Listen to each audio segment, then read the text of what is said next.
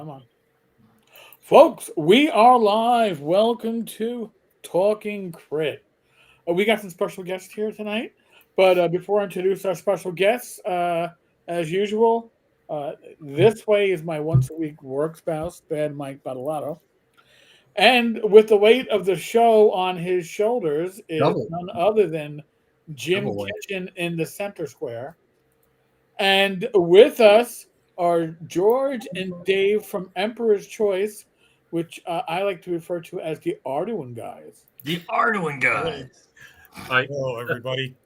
That's right. Buckle up your seatbelt, folks, because tonight is Gonzo Arduin night. Bum, Yes. ba-dum, bum. We love Arduin, and we love having these guys on, and I have all your kick-ass products. I'm looking at it right now on the shelf, and they're awesome. If you are Thank you. interested in Arduin like I am, and you tried to get it back in the 80s when you couldn't find it anywhere, and even the 90s you still couldn't find it anywhere, it's all available now. You can get it all, and it's in a beautiful redone. Well, I'll show you. Jim, vamp for me. So wait a minute. While Mike is off scurrying into the alcoves to find the volumes, let's begin. George and Dave have been on before. They're old familiar friends, but on the off chance that yea verily you know not of the Arduin, perhaps we should have a brief summary of what Arduin is and what Arduin isn't. Arduin is not 5e. It's not. No, It's No, not no. D&D. It's not Traveler. It's something different. And when we say something different, we mean imagine being a 15-year-old boy in 1985, and you have seen amazing things. You've seen Conan the Barbarian. You've seen The Terminator. You've seen all these different things. You remember Star Trek and syndication. You remember Space 1999 in syndication. Things like Sharknado haven't happened yet. But amazingly enough, there is an RPG that takes all of the things that you remember feverishly being in love with, like Yor and what's the Thought or Hawk, the Slayer, all of the things that you loved. All of the movies that were on Skinamax after 10 o'clock at night on Friday nights or Saturday, all of these things were put together into this amazing RPG called Arduin. And Arduin is not so much a game as it is an experience. Because if you've ever thought to yourself, I think sharks should fly, Arduin has you covered, my friend. It has you covered completely. George, Dave, what would you like to add? well, I think you summed it up pretty good there, Jim. Yeah. That was a very nice intro. Thank you. You're going to pay for the whole seat, but you're only going to use the edge, right? Arduin comes at you like a circus sideshow knife thrower who's been smoking and drinking and is a little unsteady. Yeah. And you may take some shrapnel damage, but you think you might be okay. Absolutely. Yeah, when we think about Arduin and what it was, exactly the things you said. Arduin is that blank canvas that you can just let your imagination run wild and color it. And there's no limit to that other than the limits of your imagination. And that's absolutely true for Arduin. Arduin was about that sandbox fantasy role play game where you could put any element you wanted in, any genre. All the shows you talked about. It's Conan, it's Excalibur, it's 13th Warrior, it's Thundar the Barbarian, it's Battlestar Galactica, Star Wars. Anything, any way that you want, Hawk the Slayer, just to mention a few different genres, different movies. You were able to imagine when Dave Hargrave developed it, he said, why not? Why not? He never said no. He said, why not? Why can't we have the Frank, the original insect warrior from the gaming industry? Why can't you have a Deodanth in the game, which is like an undead elf? Why can't you play a Uruk, an orc, a goblin? Anything that you could imagine. Why can't you play a Thrun, a four-armed warrior race? So anything and everything was allowed to be played in Arduin. And I know sometimes what I would like to say, sometimes, people think of Arduin and go, oh, that's so gonzo. I don't know, if I really want to have all that. Well, let me tell you this, Arduin was also played at a low level too. Dave Hargrave ran about 3 Arduin campaigns that we're aware of. One was a high magic campaign, one was a high fantasy, but he also ran another one that was like a low fantasy. Call it like a Conan or an ancient. So Arduin doesn't mean you have to have laser guns and machine guns and submarines with nuclear torpedo, nuclear missiles all the time around every corner. No, you can play as low level as you want or as high level. But what Hargrave, his mastery was, I can integrate anything you want. You want to play a Star Wars character? You want to have a Jedi with a lightsaber? We'll fit it in. He was able to integrate he was one of the first to integrate all types of genres, all types of different fantasy elements, sci-fi, horror, he also that put in there. So to me, sometimes Gonzo gets this weird negative, but to us, it's a positive in that it integrates all that weirdness, which is all the coolness from any show, anything you can imagine. So that to me was what I would add on to Arduin. And I don't think, I'm sorry. I was just say real quick, Jim, the best thing about it is you can pick and choose so much of the Arduin stuff. I'm looking right now. This is Dark Dreams. This is volume 5. First of all, it's really easy to read, which the original books weren't necessarily that easy. But here's the table of contents.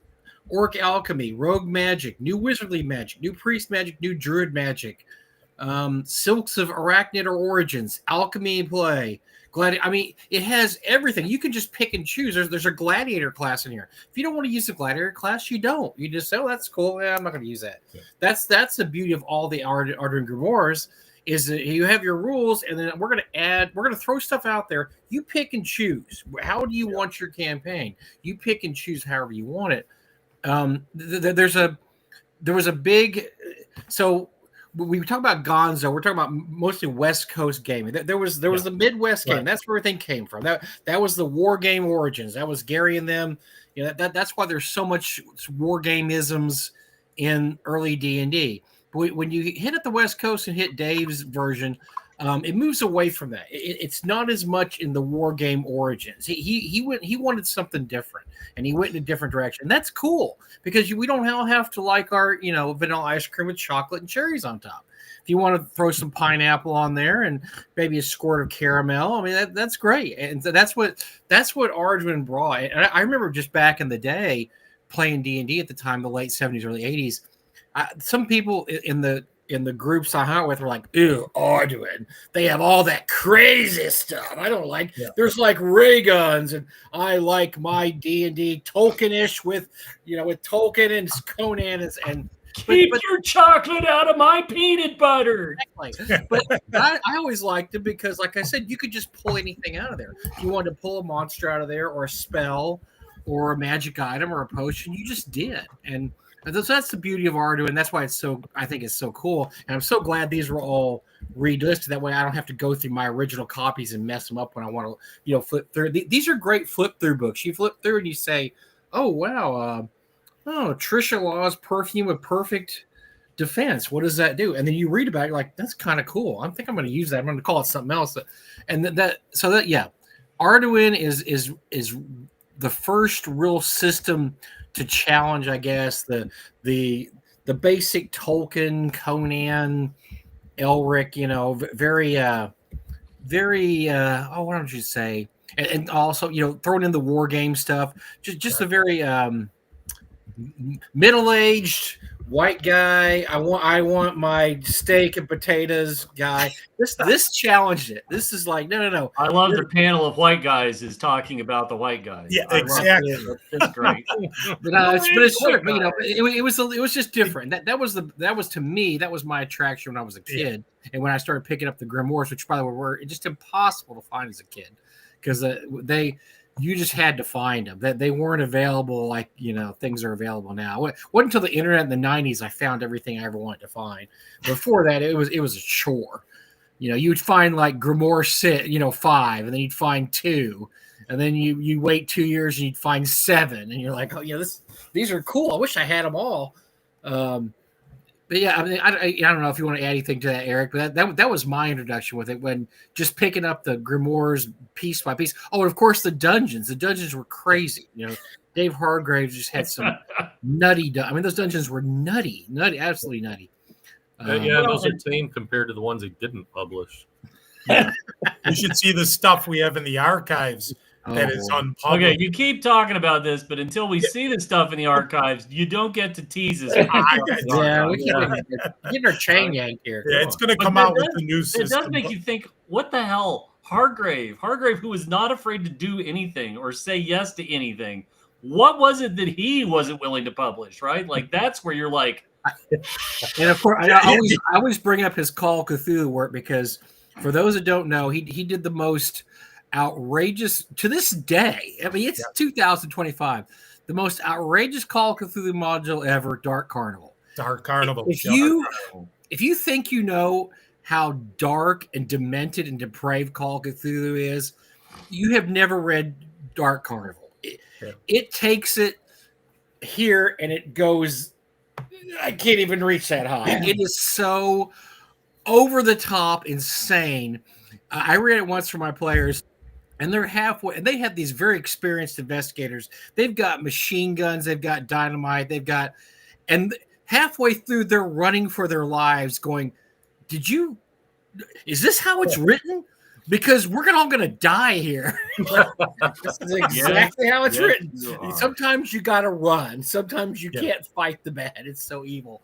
Yeah. But yes, check out Dark Carnival, which has been reprinted many, many times. Yes. I don't know what part of what collection it is in now, but look up Dave Hargraves. Chaosium might still have it available. Yeah, it's probably in a collection, I'm sure, but but it probably has triple X's on the cover and do not read under mature audiences only, because there is I can't even tell you some of the stuff in it. Let's put it that way. There's some of the stuff I would love to tell you, but I can't even tell you because I don't want people getting really upset on the internet, because people never get upset on the internet. But yeah, so Dave was a guy. Yeah, Dave was a guy that would like to push those borders, and he pushed the barriers. So absolutely. And his one of his famous quotes: "Take a troll to lunch." That's what it was all about. Experience something new. And like I said, you could play traditional, and that's one thing I want to make sure people realize. You have all that material, like you said, Mike, all this beautiful stuff, all this crazy stuff, like you said, Jim, but take and choose what you want to use in the game, and the game can enhance your game in spots. You don't have to go full bore, chocolate gonzo with sprinkles and banana and everything else, but you can add enough to spice it up once in a while. You can throw those air sharks out at a party out of the blue, have a change of pace, or this unique situation, or this unique type of creature. And that's where it keeps it fresh for your games. It can give you a new area to go, the Shadowlands, the 21 Planes of Hells in Arduin, which are planets that are in different parts of the universe in different dimensions. It just gives you unique, interesting places to explore, unique creatures to meet and defeat, and unique items and things to add flavor to the world. Heck, he even did a ton of liquors and beers and foods that he has described, which are cool, that just add that flavor to any type of world. So it was just a whole encompassing of imagination brought from movies, from books, from any source, mythology, and said, hey, you can do that. And occasionally maybe your party runs into a rogue group of stormtroopers. Have fun tonight, guys. Let's see how that goes. So it is pretty awesome, like you said, Mike, where it's modular. You can take and choose what you want and add it to your game to give your party or your campaign that little bit of experience, or to go off to a different level, to a different experience. And of course, we all knew those party members who memorized the Player's Handbook, Dungeon Master Guide, Monster Manual. So it was always fun to throw something new at them and watch the the rules lawyers get all. That's not in the Dungeon Master's time. I don't No, believe it that is is the not in the appropriate Dungeon. use of that monster. I am curious why you would think it that way. Yes. Yes. Flying And sharks doesn't make sense. How can you do that? I don't believe the mythology encompasses flying sharks with lasers. And And there's only two kinds of dust in the Dungeon Master's Guide. It has to be disappearance or appearance, correct? I Maybe don't believe this not. fits the spirit of the game I was looking for. And what's interesting is that I always draw a comparison, a contrasting comparison between Arduin and Tecumel. And of the two, right, I think it's safe to say there is a little bit of there's a common core of you should be able to try to do whatever you want. We've created this magnificent world that you can do all these things in. But Arduin is not the game that you're going to sprain your tongue because of how many consonants and strange diphthongs and oh, by the way, this word has 6 apostrophes in it for no reason other than I found the key on the typewriter. and and so Tecumel, I know people that love Tecumel, and I wish them all the very best. But you have both of these have a foundation of possibility. I would say that of possibility that both of these are very much rooted in you should go out and you should try to create something that's very, very different and very, very not what your players sort of expect. But then, Tecumel becomes this, when you find the one guy who's the Tecumel fiend, he's outnumbered by 9,999 other people who will take to Arduin far easier than they would to Tecumel. Yeah, because Tecumel is a huge buy-in. It's a monstrous buy-in. It's a gigantic buy-in. And even then, right, you're just like, why are there so many apostrophes? I don't understand. It hurts my brain. But Arduin, you're in. The amount of spend is not that bad, and then you're off to the races. And I think Hargrave doesn't get as much appreciation as he should. Right now, Barker has been outed in the last few years for having some very unseemly things in his background. Mm-hmm. But Hargrave, and I think that you nailed it, George, when you were talking about it earlier. Hargrave was the guy who wasn't willing to say no. Like, he might have said maybe, really, like you'd have to twist his arm. But think about this. We're talking about Dark Carnival. And we're talking about Dark Carnival in a way that we're talking about Dark Carnival after Lamentations of the Flame Princess has come out. Right? We're still talking about Dark Carnival setting a bar that frankly, I'm not sure that Lamentations is even hit. And that says something, right? Now, is every group ready for Dark Carnival? I don't think so. No. I know a lot. The X card would be like X cards would be flying. Yeah. If you try to pull up the table, you can't stroll into the offices at large game companies on the West Coast and throw Dark Carnival at them, because they would literally implode. It would be like the end of Akira, where they all vanished in a little pop. Interesting choice there. But now we're here tonight to celebrate something, because what's going on? Dave is like, I don't know why this is so good. Poor Dave. I'm typing here. Yeah, Dave. Usually, I'm always the talker, and Dave is like watching the chat and taking care of that. So. Look at that. Yes. Portal to adventure. Yep. Well, I'd like to say, on behalf of us and the gaming community, thank you so much for your support on the Kickstarter. Yes. Oh, it's much appreciated. Alive. Yeah, absolutely. Wow. Look at all that goes goodies. And what you're seeing here is something that started, and I have to be honest, I think I've told this story a few times. This started basically as just an inquiry. We met Matthew Tapp from Barrels and Borderlands probably June, July of this year. So just about 4 months ago or so that we met him. And we started developing a relationship with him because of what he was doing with Barrels and Borderlands, which was old edition. And just so if you guys don't mind, let me give you just a little background with Matthew. He's a young man, a bright young man, 26 years old, and him and his friends started playing in 2015. And he has a large group now. He has about 30 people that play in his game, give or take. He does open games, he does games on Discord.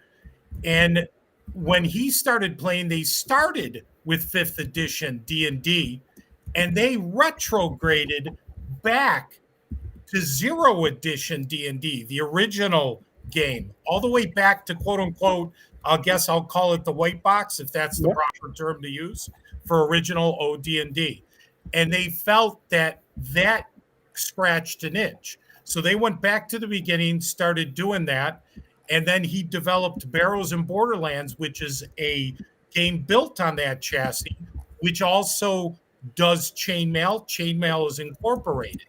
So he took this game, took original D&D and went from there and built a great game. And what was interesting is with that game, when we met him and we started talking, he apologized because we sent him a bunch of Arduin material. And he said, my God, I'm sorry, guys. If you wouldn't have known me, you would have thought I read all the Arduin material and stole everything for B&B. What he was developing was a parallel version almost of Arduin, where he has lasers, it's black powder in there, it's a radioactive wasteland, it has that whole Thunder the Barbarian, all those different elements we talked about how Arduin and Dave Hargrave developed, he developed too at the same way, but it was a natural fit. So we created this relationship, we got to know Matt, and at the same time, we've been working with Griffin Morgan from the Lord of Things, who did The Secrets of Blackmore.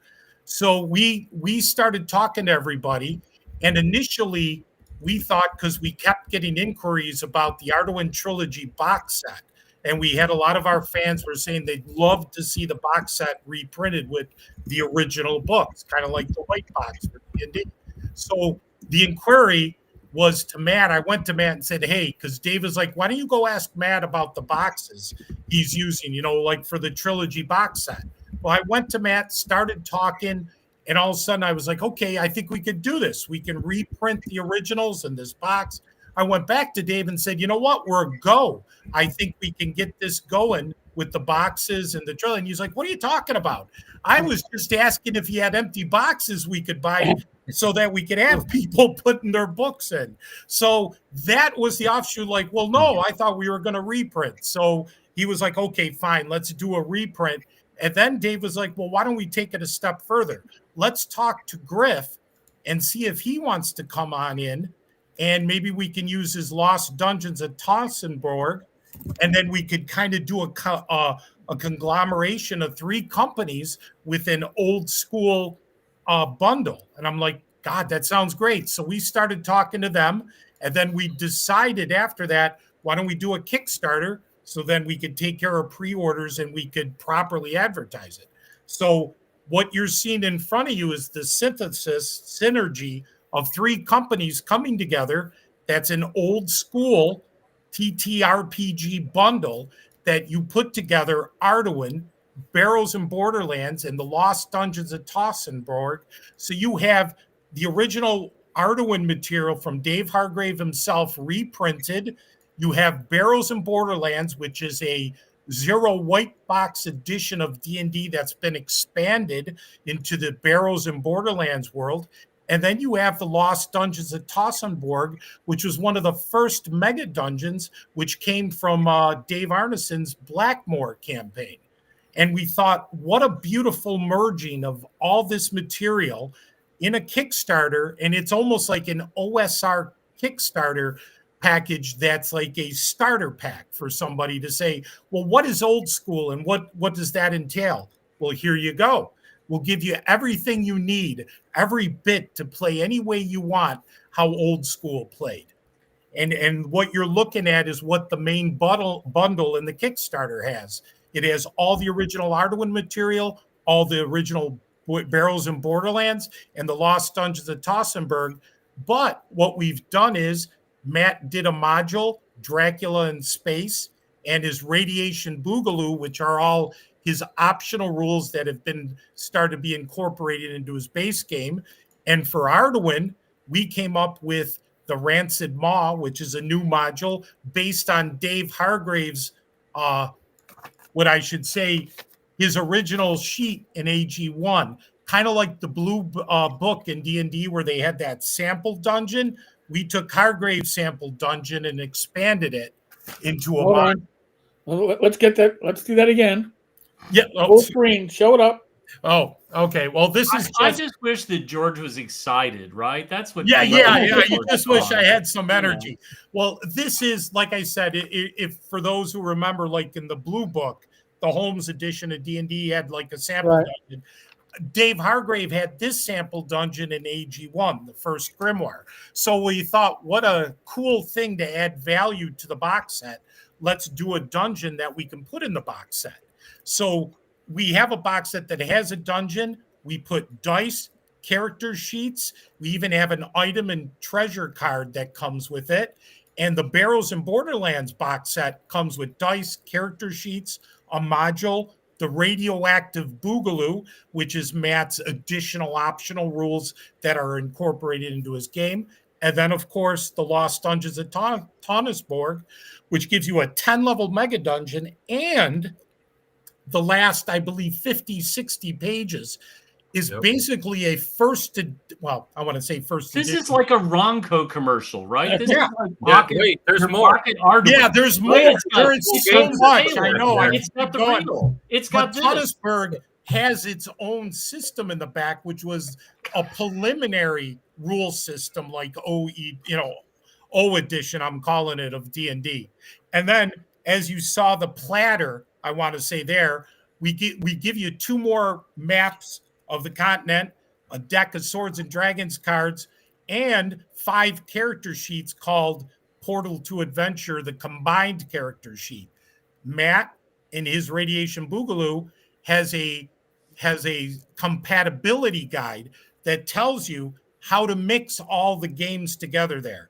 His game, Arduin and Tonnesborg.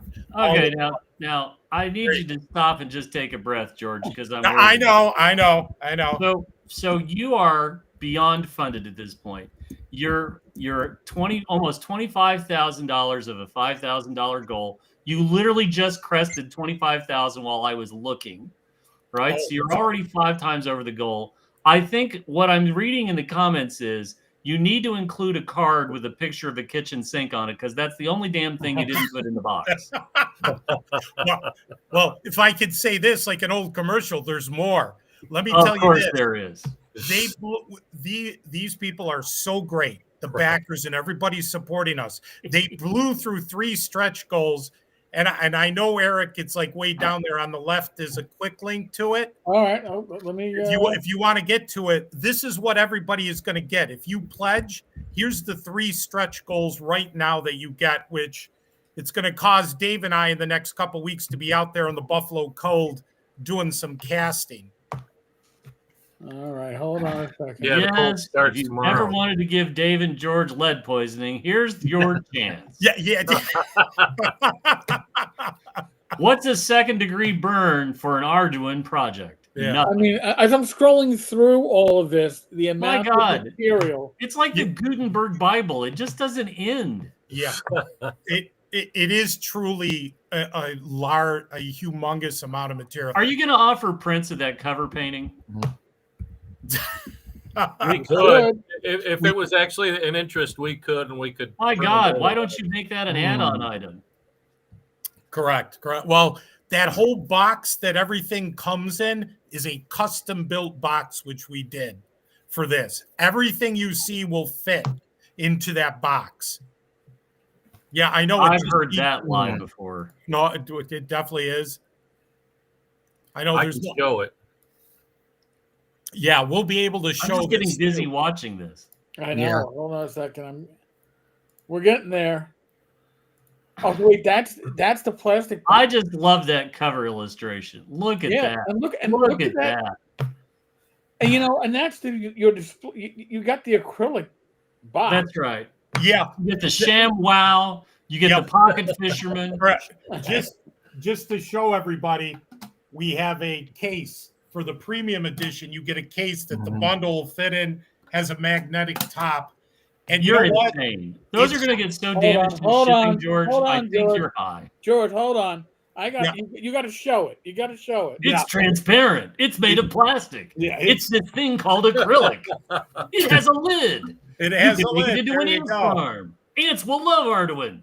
Ants have been wanting to play Arduin forever. I It's have one here pretty, too. It's pretty tough too, Jim. And you know what? It's hard to tell you guys how cool it is unless you have it in your hands with the bundle, which Dave does have one there. I took the lid off of this one because this has a really crappy mock-up box that I made, and this is it here. Yeah. All right. I love And that. then There we go, Eric. 700 Finally, hold on, pages I on reached the threshold. Kickstarter's one page. All right. I think that's amazing. All And right, now, isn't Lauren your editor? Isn't Lauren Watkins your editor? No. I sort of remember your editor was hanging out with us one time before. I'm sorry. Yeah. all right. We got to the stretch goals. Okay. So the first stretch goal, what they hit at 10,000, they're going to get these 2 Sluggeth miniatures for free. So that's going to go to every backer of the trilogy box set and the bundle. So whatever one tier you get there, you're going to get these 2 miniatures free. Which Thanks. and then the next stretch goal, 15,000, which they hit, they're going to get a Wendigo, which is a demon in Arduin. They're going to get this miniature for free. I'm pretty sure I saw that in Wicked. And then for 20,000, which we've hit, they're going to get a Doom Guard from Arduin, and they're going to get this miniature for free. So right now, And it comes with a little plastic gem you put in the center of the helmet. Yep. So, and those are 3 creatures, and those are creatures in Arduin, and you're going to get all those miniatures. Those 4 miniatures are going to come along with everything else that you get in this pack, which is tremendous. The bundle, there's 22 items in that bundle. And you know what else we're not showing you? What else? What else, Billy Mays? Tell me what else. I'm going to tell you what else, Jim. You also get all 9 PDFs. So basically that first small reward, that's a $30 PDF tier if you want. When you get the bundle, you're getting obviously the Arduin trilogy, but you're also getting the PDFs also. So you're going to get a ton of PDFs, and there's a couple more because we have the character sheet. We're already have it online at Matt's Barrels and Borderlands website. You can download the combined character sheet for free, but we give you printed versions in the bundle, but then we give you the PDF also. So you're going to get 9 PDFs, Jim, on top of all that, on top of the miniatures. And we are working on another stretch goal. So there's You're something. a madman, George. You're just a madman. It is. And Dave, if Dave is like resigned, right? Dave is like, yeah, he is. Yeah. He's a madman. and I just want to say, when you talk about retail cost, it's $145 for the regular bundle. It's $304 worth of retail material, not counting the miniatures. And if you get the premium, the one with the case, it's $185. It's still a $354 value, because guess what? Even though these cases are custom made, we had to have them custom made. We're discounting them if you buy the premium tier. They're about $10 cheaper than what we're selling them. You can buy them as an add-on for $50. In the bundle, we give it to you for $40. So we even discounted the case if you buy that bundle. This is what it looks like in the case. Oh, yeah, there you go, Dave. This is my attempt at a mock-up of making a box. So yeah, that's good, Dave. That's good. Yep.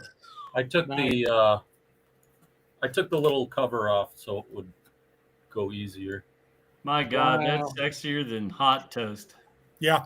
Yeah, you have our custom artwork and everything around the whole box, the bottom, sides. Hey, Dave, do you want to show them the inner cover? The inner cover of one Poor of the boxes? Dave. Sure. Trapped at the commands and this whims guy of out. George. Yeah. You got that. Wow. Outer cover. This sucker's Look heavy, at I gotta that. tell you. What a great cover. And Look at there. that. Nice. Wow. If you look at that based on the front cover, guys, that's like the same adventuring party in the inside.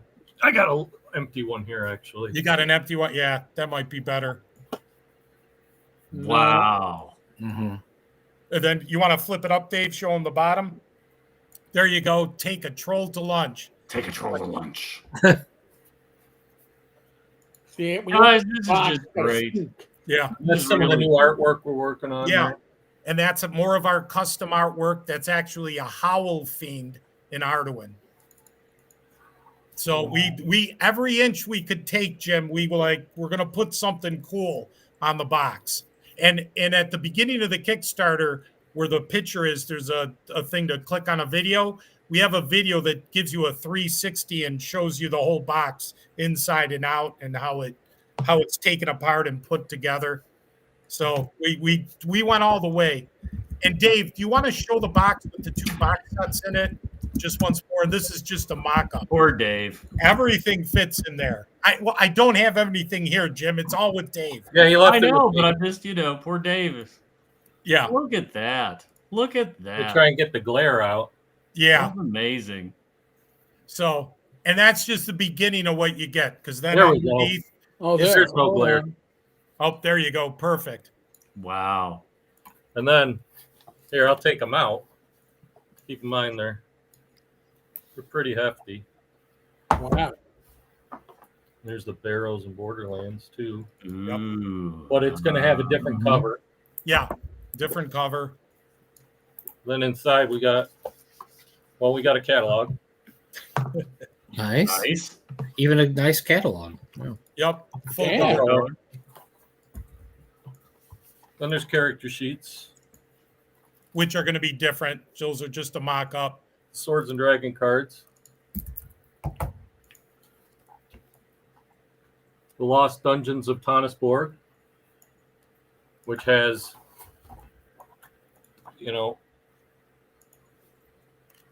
all the levels discussed and an entire system in the back as well. QR link so you could get the rules to Swords and Dragons because it was too much to print and put in there. You get the art prints that we have, That's a good pack.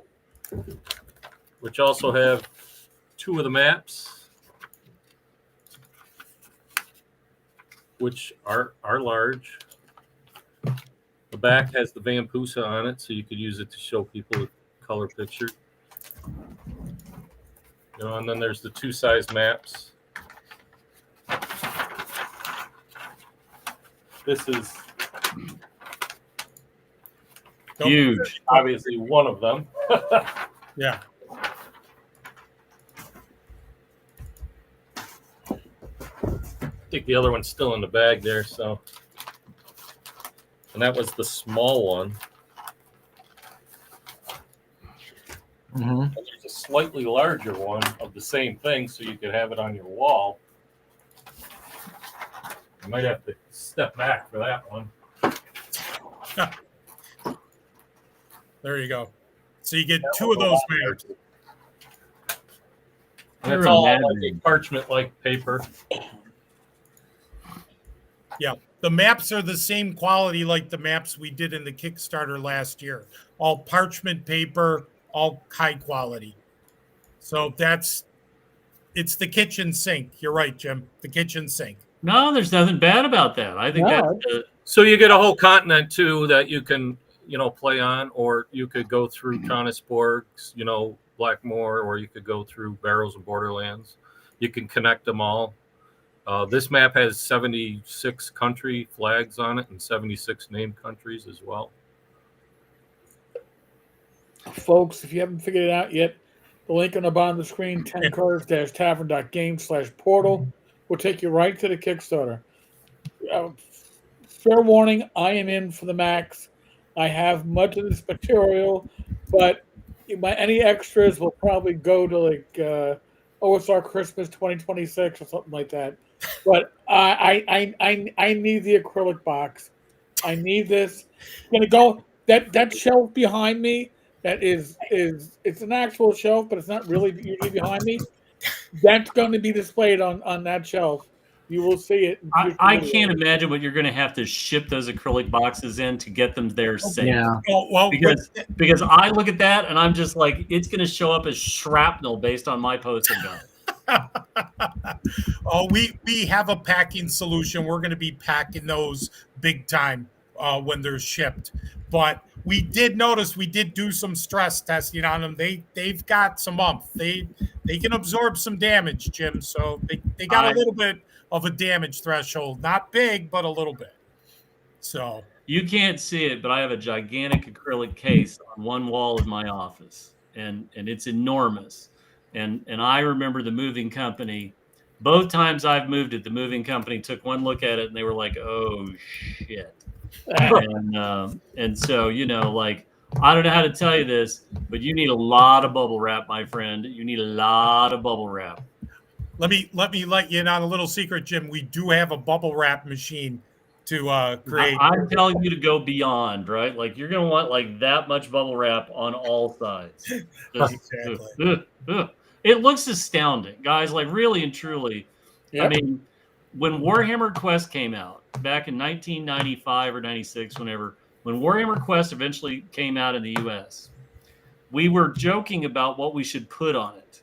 And at one point, I made a joke in our sales meeting that actually that's what we went with, because on the sticker it said 5.5 pounds of game.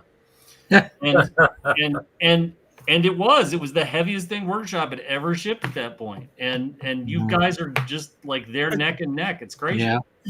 You know what? That's funny. Dave and I just weighed, and it's not everything, so it might be a little heavier because Yeah, we were cheesing around and not weighing it, and finally we decided to do it. And guess what? 5.88 pounds. Nice. Wow. Nice. Yes. Yeah, you So- get those 6-pound stickers. Yeah, it's going to be 6 pounds. We think right. Do not put more than 4 feet off the ground. Yeah, Out of And mortal that's without the peril. plastic box or the acrylic. yeah. That's what I'm saying. With the box, it's going to be 6 pounds, easy. Wow. You guys are madmen. Yeah, we are.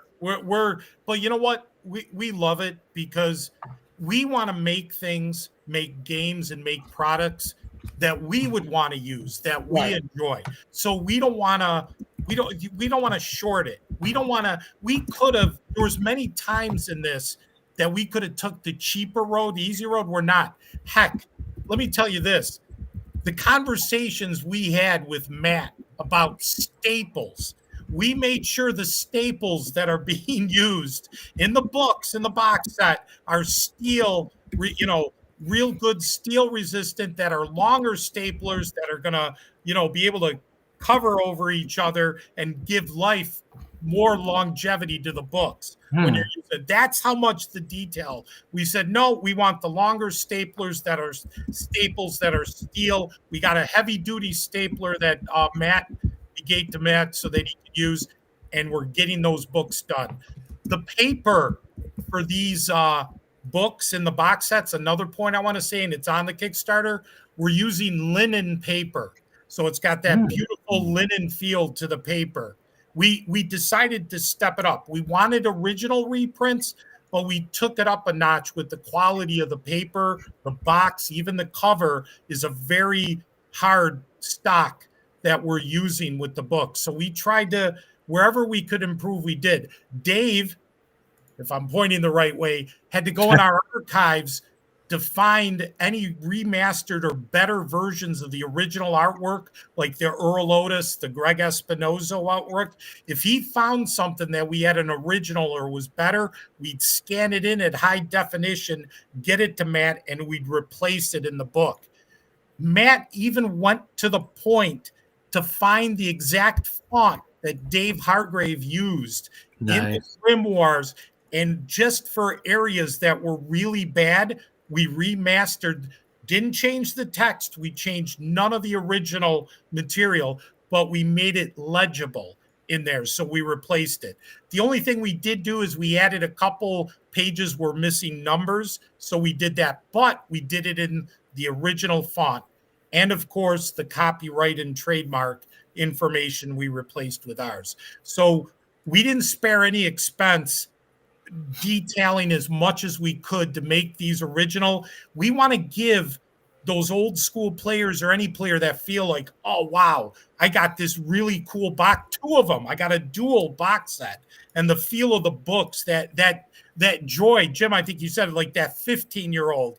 We want you to have that smile on your face when you're like, oh, look at this cool box, cool box in my case. And when I open it up, I got this wonderful treasure hoard of old school gaming product. Okay, so Dave ducked out to get some oxygen to try to recover for a minute. Yeah. No, he's actually here. I was going to show you a little something special here. Oh, no, hold on. So let me just talk to something that I think is really critical, right? We are all familiar with having backed a project with crowdfunding, and then we forget about it, right? We put it out of our mind. The only time we don't forget about it is when it's like 3 years overdue or 5 years overdue or pencil dice. But you forget about this stuff. Then it shows up and you're like, oh, okay, it's here, and I'll put it aside, and so on and so forth. I really find that like 1 out of 10 crowdfunding things, when it arrives, like 9 times out of 10, I sort of set it aside and I'm going to get to it. But every once in a while, I get something where it's like, it's just literally the needle across the record, where I want to sit down and I want to sit there and open the box and have it on my lap and start reading it right away. Or I open the box and I'm like, holy shit, this is amazing, right? It's beyond what my expectations were. And I think that what you've really done is I think you've hit that home run, right? And I think it's, when you look at how the Kickstarter's going, it's really resonating, right? It's really got its audience. Now what's interesting to me is you guys, you're 132 backers, right? Yes. Which is a small slice of our overall population. Right. But that tells me at the amount that you're at, these people are all in, right? Like there's nobody messing around in the low end of pledges. Everybody wants the Holly Molly Throwdown Super Batmodius box set. And that's great. I think that's fabulous for you guys. Correct. No, everybody is going all in at the top because they want that experience and want to, and to be completely truthful with this, when we say limited edition box set and bundle, this is going to be it. Whenever we run out of stock, because of all the elements and 3 companies. That's another big thing, Jim and Eric and Mike, with this is with 3 companies, we can only do this for so much, to coordinate this and with 3 different products. So it's true. Even Matt's B&B, Barrels and Borderlands, it's limited edition. His covers are parchment like Arduin. They have special covers, which part of the artwork on his new covers for this limited edition in the bundle is Arduin artwork that we had in the archives.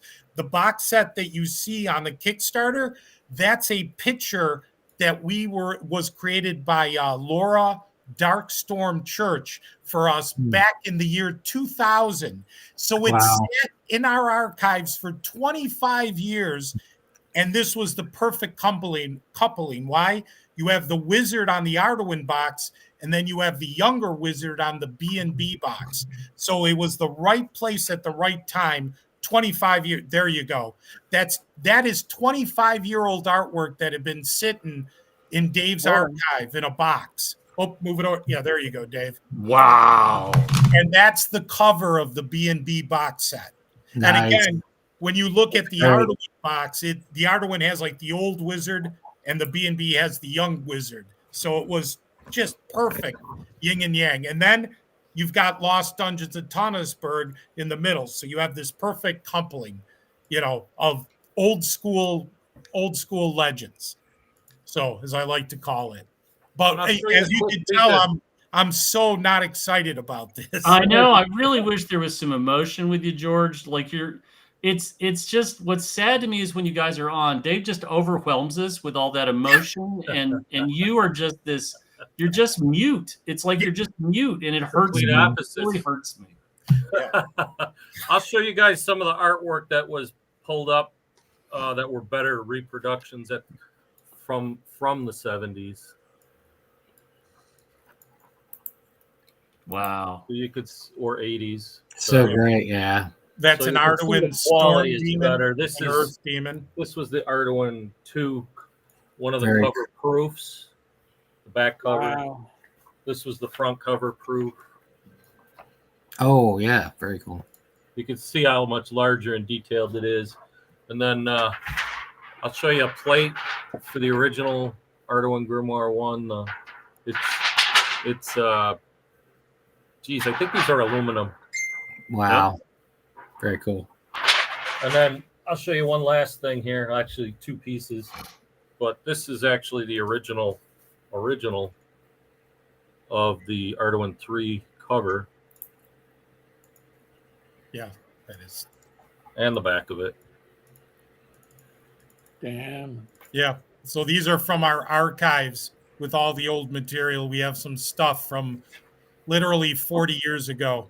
So that's how a lot of the new art was remastered, was from that, cleaned up a little bit. Not all of it, because we didn't have it all, but as much as we could.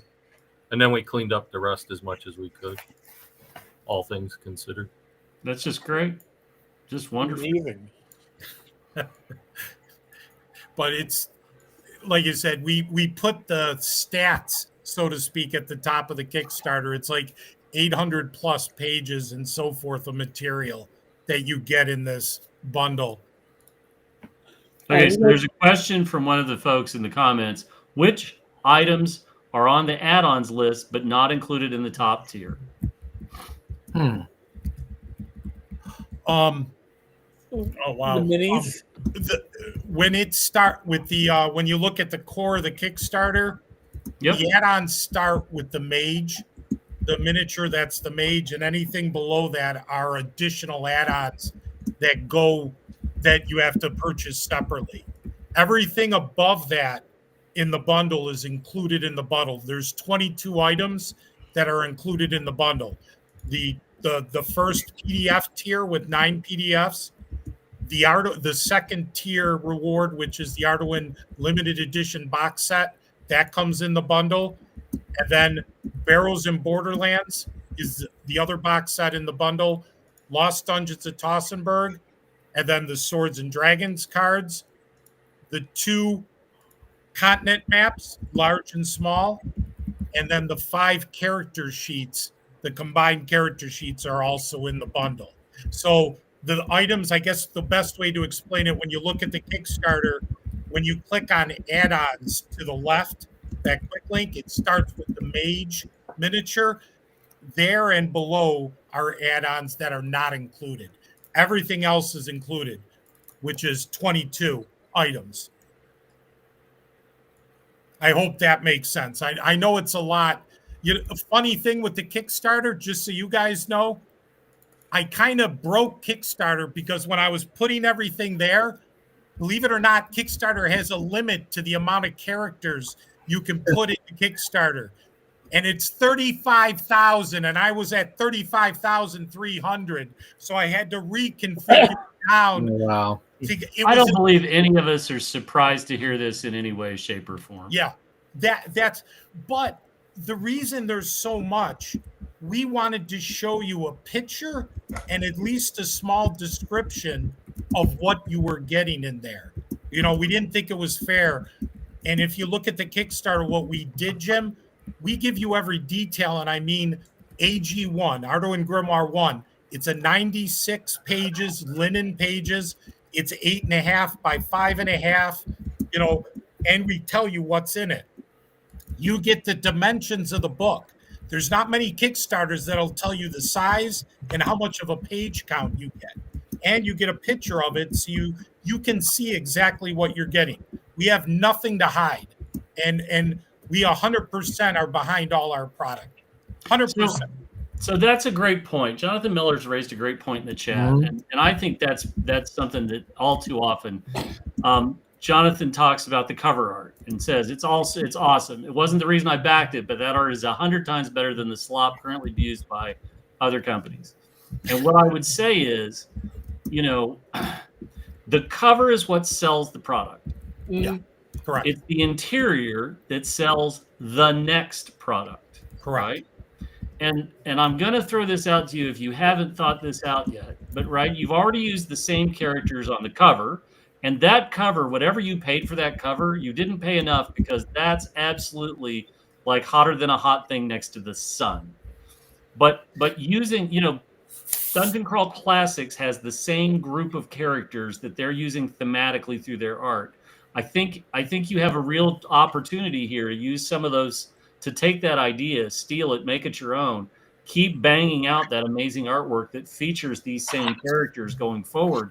I think it's just spectacular, absolutely spectacular. And let me say that also that I saw a video on the art used in the starter set for WotC, the Keep on the Borderlands, and the guy made a point. The guy made a point. It's fucking awful. It is. We'll save that for the second hour. Yeah, it's awful. That. I'm saying, I look at this art, and this art says D&D to me. It says adventure role playing. It says all the things you want to hear. I don't even have words for what the WotC art shows now. I can't even express it. Express my thoughts. Yeah, there was no way. And the artist who did the bundle artwork and the inside cover of the bundle with the characters, he's Alberto. He's done a lot of our color pieces that are going to be in the new Arduin, Bloody Arduin, the ABA game coming out in a couple years. And we've been stockpiling. He's been doing more characters. He did all our characters full color like that. It's gorgeous artwork. And Jim, we've got him, Grim, Pyroga. We've got a couple other Marcus to do items. We've got a nice stable of artists that is excellent. We love our artists, Jim, and we feel that old school and that real vibe of gaming, not this weirdness, I want to say, but real gaming material that evokes adventure, evokes your imagination. It's like, that's really cool. I want to play in something like that. I want to adventure and find that. Right. Well, and that's when you've got a box like that, what it should really, I mean, the one word that I always say, like, your box has to nail one thing, and it's the only thing that it has to do. And it has to bring potential.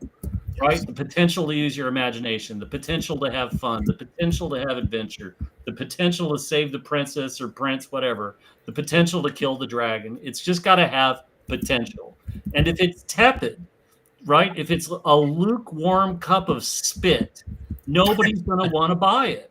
Correct. And nobody's going to want to do anything with it. And it's going to sit on the shelf and it'll gradually get knocked down until that one guy is like, I am a completist and I guess I need that.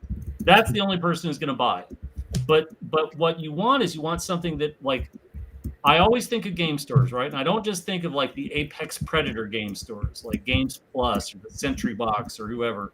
But I always think of like the mom and pop shops that are in a town of 25,000, 35,000.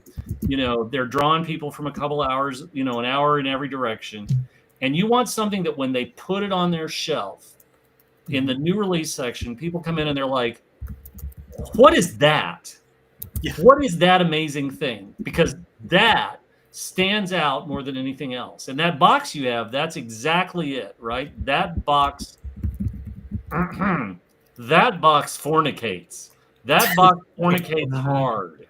And I think it's a great box. It really, really is. Thank you. Thank you. Thank you. Thank you. And I remember you liked the tubes that we did too, the custom tubes that we did. Oh my God. You know what? It has a brother too. Yeah. We just haven't showed it. That's all right. Yeah, That's there's great. another box that we've developed already for the future. And so that's a great question that occurs to me. So the box, this amazing thing, is that something that's going to go through the trades? Is that something that's going to be available for retailers to buy, to actually have? We are planning after this to have some available, but obviously, and do you have a retailer? I haven't looked. Have you got a retailer tier on your Kickstarter? We do not. Oh! I know. Bad, George. Bad, George. No biscuit. No biscuit. I know. Bad, George. Yeah, no biscuit.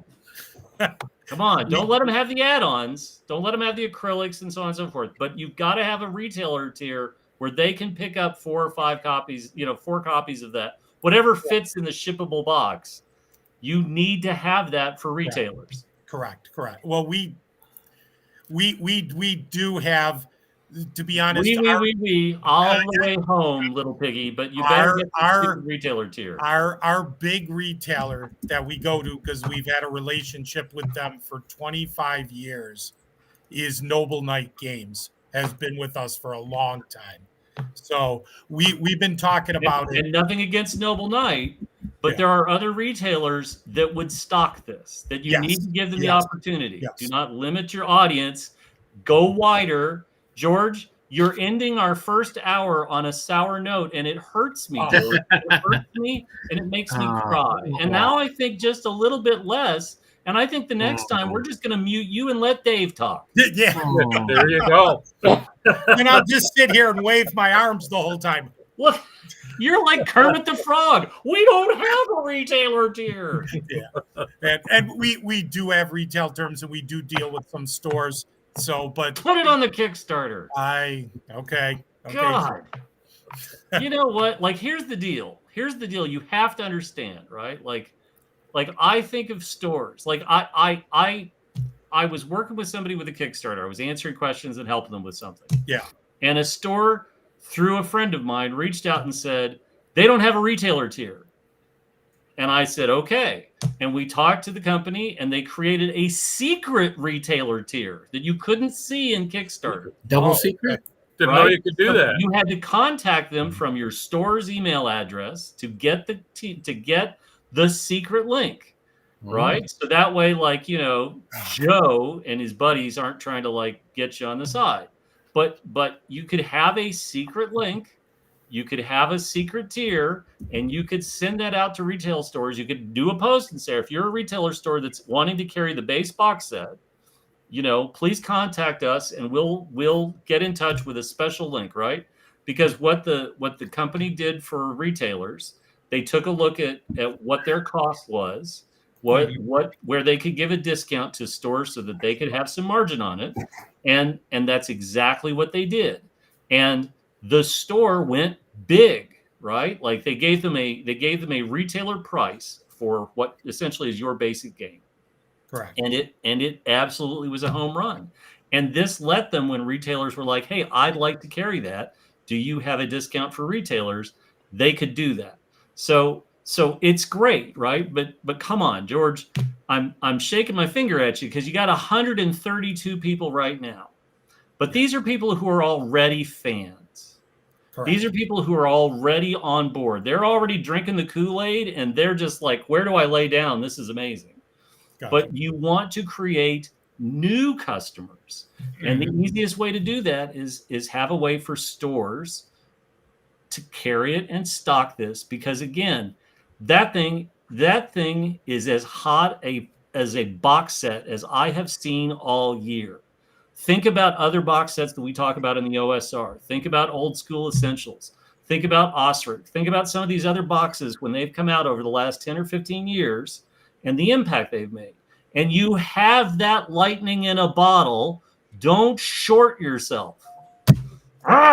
There. Okay. I'm yelling at you. It's okay. I promise we will do that with retailers then. You better, right? Because again, right, this gives you an excuse to reach out to your best retailers, the guys you've talked to, the guys that you know, and you can say, hey, this is what we're going to do for you guys. Are you interested?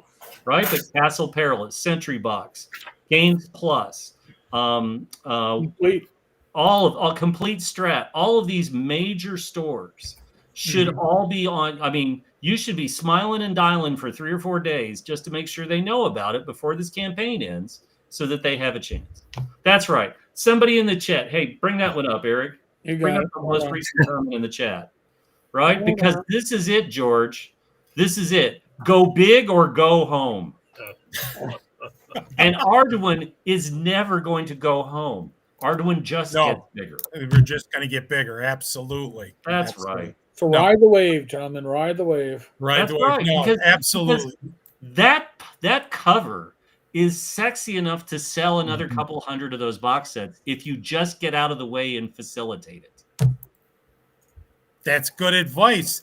Jim, have you ever yelled at somebody on a live stream like this before? You know what? I am passionate. I'm a man. Yeah, no, I appreciate that because I respond to that. I recognize it, and I respond. But okay, Yeah, You're absolutely right. Because where are you guys located? Buffalo, You're New York. Buffalo, New York, right? So, are you coming to WizardCon next spring in Michigan? We're not sure what our convention schedule will be look like. We are going Okay. to Central New York RPG So Con. you're in Buffalo, right? Yeah. Start taking a look around. Who are your best game stores within a half a day's drive? It's going to take you a half a day to get there and a half a day back. But look and see who your best game stores are, and take your mock-up and say, this is what we're doing, right? Hey, unannounced. We're just going to walk in the store. We want to show you. We want to see what you think of this as a retailer. What do you think of this, right? And don't go to like mom and pa's special order hut. Go to proper stores with tables that do in-store gaming, that have RPGs. Look at retailer lists from Workshop, from WotC, whoever. But you should know who your better game stores are within a 4-hour drive of you. And you should take the mock-up and just say, hey, if we did this and we could give you X discount, what would you be interested in this? And listen to what they say, because show them that cover, right? And just, whoa. Dude. I think, well, we can talk about this later. Jim, you can give look at that. They're giving me the hook. Okay. Lots of business advice after the show, because apparently Jim has a business plan for you guys. No. That's awesome. And it's just so you know, it's being taken well. You're absolutely right. Holy Jim. shit! There's a guy in the comments that's my neighbor. Shadowcat's like, holy crap! He's probably like next door. One thing I do want to say with the bundle, though, with the Arduin Trilogy box set, just because this question keeps coming up, even though the trilogy was 3 books, we're giving you 2 versions of AG1, of Arduin Grimoire 1. The one is and mine's a beat-up version, the Ural Otis version with all the Ural Otis artwork that's in the book. And then the second edition, which is, and again, these are real beat up books, we're giving you the Greg Espinoza version. But with the Greg Espinoza version, the back cover is the original artwork of Greg Espinoza with the Amazon. Those are what incorrect. Huh? Politically incorrect. But you know, that was the original. That's the way it goes. Cover. Yeah. We went with the original first edition, Greg Espinoza. The harder to find copies. Yes. Nice. I don't think I have those, to be honest with you. I think I have the Otis ones. Well, we remastered it, the back cover, and we went with the better version of the back cover. The neuter version of the back cover. Yes, the neuter. So just wanted to get in there. But Jim, no, very much appreciated. You're absolutely right. The only way that we're going to continue to grow Arduin and get it out there so more people know about it, because I think that's one of our biggest problems. We're like one of the industry's best kept secrets, or there's a stigma with Arduin not realizing what's behind it, the artwork, the passion, what's there for Arduin to come out. And we need to get it more exposed, get it into more people's hands and say, hey guys, take a look at what we're doing. Take a look at not only great artwork to bring them in, but look at the material, really cool here. Going back to what Mike talked about, all these cool options and cool ideas that you have in here.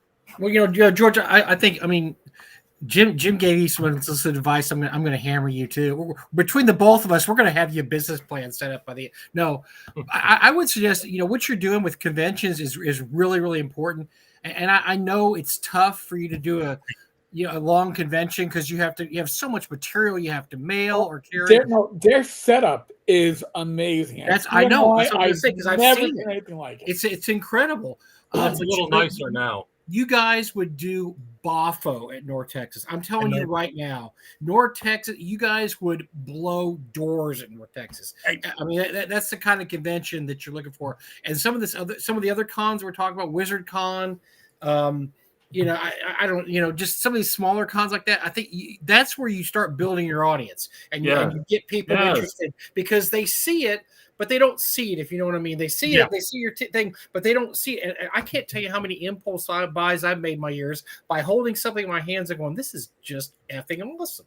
And I think your material falls under that category, that if somebody pulls it up, looks at it, flips through it, they're going to lay down money. That's right. So I think that's something you need to work on. And I think you will get the word of mouth, and you will get better reactions to your stuff if you do more of these conventions, do more of the small conventions that's catered to the kind of the OSR old school crowd. I think that's where the groundswell begins, and you start, you just get the word out and get people. And if it gets on somebody's shelf, especially a gamer's shelf, and then they show it to another gamer, the other gamer's like, well, I got to have this. You're right. This is awesome. And I know it's a lot of trouble for you guys. Like I said, you have a lot of material. You have a giant booth. But I would start looking at smaller cons, in the U.S. that you may or may not think that, well, this is probably a good con for me. I mean, we can give you a list. Jim and I can reel off a list of 5 or 6 cons that probably would suit you guys very well, and I guarantee you'd make money at those cons. No, that's awesome. Well, and it's not just about making money. More than anything else, it's about covering your costs to attend the convention. But more importantly, it's always about the long tail, right? If you sell that box game and then they become a customer and they start showing other people, right? When you look at that cover, and this is going to be a good segue. So we'll sort of wrap up with you guys. You hang out for the next hour, right? But when you look at that cover, it sounds like Don, what's his name? The guy that used to do all the movie trailers, right? It's like, in a world where a green insect has a blaster pistol and a mage shoots fire, you find adventure in Arduin, right? Like it's like, holy crap, I want to do that. But there's some other artwork in the industry that's so tepid and awful that it makes you not want to. It's like it's just So why don't we segue a little bit here let's go for a segue for a few minutes. And let's talk about perhaps some of the worst art that we've seen that's come up in the industry in a while. Mike, what do you got? I don't have any visual representations here, but Eric might have this in his back pocket. Eric, would you have that arrow in your quiver, Eric? So there was somebody who shall be unnamed who did a video, and I had seen this a few months ago, but I guess I just filed away under, whatever. Well, I'll worry about that later. But they went in depth to the art on the. And look, I'm going to go to records, and I have gone on record saying I think the Keep on the Borderlands starter set was a brilliant idea because you have a classic D&D dungeon. You're doing it for for a new generation. I mean, how can you go wrong? You've got wilderness adventures, you've got dungeon adventures, you've got city adventures, you've got everything in here. This is a perfect. This is a perfect venue to introduce all your everything you can do well with D&D, and then there's the artwork, and when we talked about that, so we went over this a few months ago. We were talking about some of the really bad Dragonlance artwork. Do you guys remember that was that was on the covers of some of the newest Dragonlance stuff, and it turned out that I can't remember what the story was there, Jim, but the guy, he did something. They told him what to do, and he didn't want to do it, but he did it, and it just turned out awful. And I saw this artwork, and it's just so terrible. And look, call me an old fogey, whatever. I just appreciate art. I like new style art if it's new style art that makes me want to play the game. And yes, there's artists that can do that. There's artists that I see and I look at their stuff and like, wow, I really want to play that game just because of the art. And I looked at this art, the interior art, and not only did I not want to play the game, I am not going to purchase this under any circumstances at this point. I'll wait for a copy to land in my hands at some point. I'm not giving him money. Fall off a truck? Yeah, maybe it'll fall off a truck, wink, wink, and I can get a set because I've heard the maps are really nice. Now, I've heard the maps are great. And the visual representation of the keep is great. But Eric, if you could throw some of those pictures up there of some of the characters, do you get that? All right, you gotta keep talking. But some of the but I So, don't. And while the guy Eric's that- looking up a picture, I want to address one of the things that's come up this week. So, a lot of you watching this, or a lot of us remember that when A2 came out, A1 was the pits of the slave lords, A2 was the keep. And you may remember that one of the bad guys at the very end of the adventure was blind. The bad guy was blind with a helmet that was drawn over his eye. The helmet was over his eye. Icar the something, the Yeah. Undying or something. But he was blind. Icar, yes. But a well-run version of him would kick the party's ass because he knew the room, he knew what to do, et cetera, et cetera, et cetera. And so that's the very first RPG supplement that I can think of where there was a character. Now it's an NPC, but it was a character who was disabled in some way, shape, or form. Mike, can you think of anything earlier than that? Because I can't. No, not No. unless. No, I can't at all. I'm trying. No, I Right. can't do anything else. But what's so interesting about that is that the disability was not an impairment per se, because he was this ferocious foe for the party to deal with. And so one of the pictures of a character in the new box set is a character in a wheelchair. And this seems to have ignited, like, there are some bad corners of the internet which are taking it a little too far, but the overall reaction to the art is both negative, but negative for the fact that they're in a wheelchair, and also the art is just terrible. Well, I mean, how about negative because it's an anachronistic wheelchair? Yes. It looks like it came out of a Walmart store 3 years ago. It doesn't look like a wheelchair that was constructed in a post-medieval society, where you still have, wagons being drawn by horses. And I just saw that, and I did, of all the things, of all the terrible art, that was just one piece of terrible art, because it was just dumb. Because, like I said, the wheelchair was anachronistic. It's Right. It looks like it's souped up. It looks like you could roll it out now. It'd be awesome. It looks like an awesome wheelchair for 20. It looks like it's art from the Tawny Scrawny Lion, right? It's from one of those, like, golden books, and that's what's so, like, what is this? Eric, do you want to bring it up? I'm trying to find the wheelchair, and I cannot find it. Oh, But my Lord. the character art is awful too, because somebody made a point that everybody has giant eyes, and I think that's kind of the influence of manga or society and anime. But now I don't know why everybody feels like they have to put these giant bug eyes on all the characters in all the WotC stuff. Now, Fugly just said maybe it's a pre-Arduin wheelchair. If it was an Arduin wheelchair, it would shoot rockets. Yeah. It would shoot rockets, and it would have like the baby cart movies. It would have blades that come out from the side. It looks like a Bond movie villain's right. wheelchair. It doesn't. That's right. I found what is the villain from Spider-Man, the Green Goblin who flies on the thing? The wheelchair would fly in Arduin. It would have missiles. It would have a shield, a force shield. That's that what would you go would up. expect. Yes. George, have you seen any of the Lone Wolf and Cub movies? No. I read No, the I used to comic read the way back comic. when. George, you need to look up the Lone Wolf and Cub movies, because they're colloquially known as the baby cart movies, about the samurai with his toddler in the little baby cart that he pushes. And if you ever thought of a wheelchair or anything having deadly devices at every turn, it's when his little toddler son whacks the bar and all of a sudden spikes shoot out or a blade impales somebody. You, my friend, need to see the baby cart movie. All right. I'll have to check that out. Yeah, the comic's great too. But yeah, it becomes him dragging around the kid doesn't become something bad. It helps him out, helps out the samurai or the It's not a liability. No, it's not a liability one way. No. That's true. But he has some of the NPCs of the keep, and we kind of previewed this a few months ago. But there's the shopkeeper that looks like she's on roids, She's just ripped. And Yeah. she's got tats, and she's like lifting something, and she's a shopkeeper.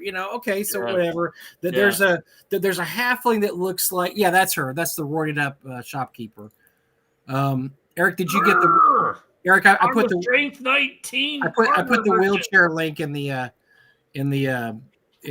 private chat. So Yeah, I was just looking at it, trying to figure out what the deal is there. Yeah, she's just. I mean, she's absolutely ripped there. And okay, what I don't know the point of that. Whatever.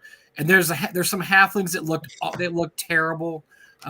They just, like I said, the bug eye thing is just over the top. There's if you get a chance, just dig up some of the keep on the board. Starter set, keep on the Borderlands art, and just look at some of the stuff. And it. There we go. There's the wheelchair. Yeah. It looks like she looks like a Bond villain. Yeah. There's going to be rockets, and there's going to be a little poison darts fly out of the back of it. And this is Dr. No's daughter. Doctor, I'm annoyed with you. What is? Look at that! Look at that anachronistic wheelchair. That looks like there's is she working a controller on the left with her finger? I mean, is it? I mean, oh my gosh! I don't get it. I mean, it's just. I did see that one on X the other day, and I was like, but it's hard to find on Google. Seems to have buried it because I could find combat wheelchairs, but. Of course, everybody needs a combat wheelchair, but I mean, no, it's just that. I mean, absolutely nothing against disabled people. That just looks terrible because it, like I said, it looks like a Bond villain. You've entered my lair, Mr. Bond, but you will never leave. And then, like I said, then the spikes come out, or a little rocket pack on the back of it shoots it up in the air. This artwork sucks. There's no depth. There's absolutely no depth. There's no shadows, and it doesn't. It's a bad comic book frame. And I'm honestly, I'll be honest with you. That's not the worst part of it. I mean, there's worse pictures than that. So that's trying to. So that right there, that is a representation of the back of B2, but upgraded and made modern. And I don't have my copy of B2 nearby, but if you pull the back cover of B2, that's supposed to be an upgrade version, and that looks that looks awful. The individual pictures, there's a bunch of sheets of NPCs you get in there, and the individual pictures are just terrible. Like I said, there's a halfling that doesn't look like a halfling, a dwarf that doesn't look like a dwarf. There's some of the you can just barely make out there. We looked at this. Remember when this was first announced? We kind of went through it. We're like, what? What's going on here? And we thought, well, maybe we're just seeing something. It'll get better, but no, it didn't get better. And that I think people, they have to realize that a book's sold by its cover, right? Even though it's not right to say that, it is. A book is sold by its cover. And if you have just some really awful artwork on the cover and inside, it just does something to your soul when you're trying to play D&D. You just can't. You don't imagine. To the right, you see some of the characters. Like it's too small. Player tokens. These are your player tokens. Yeah. Oh my god. Yeah. These are adventurers. They're. Yeah. It's yeah. Alrighty. Oh yeah. If you can, like I said later on, if you find some close-ups, it's just like, dear God. Now I appreciate it. There's some pictures of the keep that I really liked in there because. There's not a lot of representations of the keep in the original B2. There's like 2 or 3. And that's it's sideways, but it looks decent. Yeah, there's something to be said for holding up a poster of the keep saying this is what the keep looks like. I think the visual representation, something like that, really does help you when you run a game. I don't mind that, but that's also a static building. They can apparently draw architecture. Whoever these artists are, they can draw architecture. That was the problem with the Dragonlance stuff, remember? Yes. Yeah, remember the terrible Dragonlance cover we said, and we're like, what's going on here? Hey, wait a minute. Bring the wheelchair back up because that's a great comment. It looks like Xavier's wheelchair. It looks like Xavier's wheelchair. Oh, no. Not quite, but yes, that's definitely the inspiration. Yeah, Eric, I'm sending you a link. There's 3 pieces of art at the bottom. It's Heroes of the Red Token Portrait Pack. Look at the dragon at the bottom. See if you can get to the dragon at the bottom and pull it up. And look at the googly-eyed, scary dragon at the bottom. So pull that up. And so good. Hold on. Oh, gee. Why? Yeah. Oh, my God. Hold on. Yeah, the dragon. Yeah, the dragon. All right. Hold on. Did your heart skip a beat when you saw that, and then not a good I don't way? even know if I got to the dragon. I'll tell you where I stopped. This is where I stopped. I was like, what the hell is this? That's it. Okay, look at the middle picture. That's what a dragon. Hell? Wait, look at that dragon. Look at the Google eyes. Look at the googly eyes on that dragon.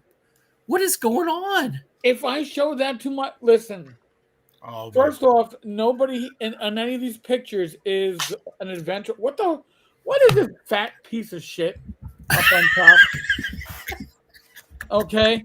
And what the hell is going on in this little picture to the left, where somebody looks like they're in a golem pose, right? Like that's supposed to be a halfling, I think. And is that the girl from okay, I think on the we're right? Is that Ariana Grande? Here a little bit. I think that's Ariana Grande on the right, and then to the left. No, she's too heavy for Ariana Grande. Is that dragon an undead dragon? I mean, I don't think it's dehydrated. I think it's just terrible. It's just would that scare your party, or would they go, wait, hold on. You're punking us, right? This is your punking us. It's not a real. Okay, I just believe illusion. It's a bad illusion cast by a illusionist, and it's not a real dragon because he's never really seen a dragon. That's what my guys would do. And that's nothing. I've worn glasses since I was in 8th grade. I've never played a character with glasses because why would I want the disadvantage of? It's supposed to be glasses broke. Yes. Good luck. It's supposed to be wish fulfillment.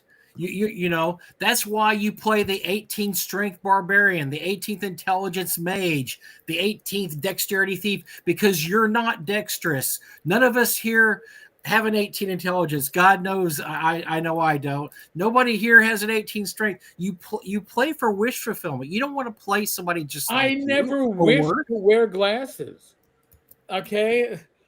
There's a reason why I don't wear it when I'm doing my live streams. I don't need them. I'm certainly not going to wear them, but I don't need them.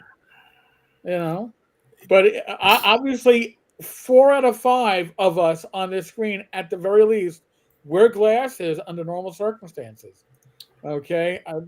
Mike, you're the exclusion to that, I guess. All right. I do wear glasses. I don't need them they only need them for close up if I'm reading. If I'm not reading, I don't need them. So I need them to drive. That's You wouldn't want me driving without. Oh, I just drive without. It doesn't bother me. Okay, so why don't we talk about something we talked about last week? Let's just do a little bit of an update on the Gygax Memorial Fund.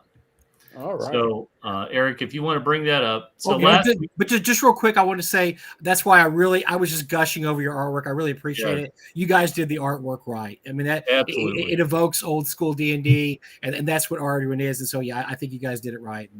And Watsy's doing it wrong. But go ahead. Oh, really?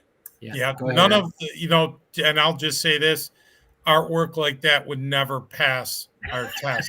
It would never. I'm just saying. I'm confused why they would do that. Yeah, I don't know. My guess is, and I'll say this.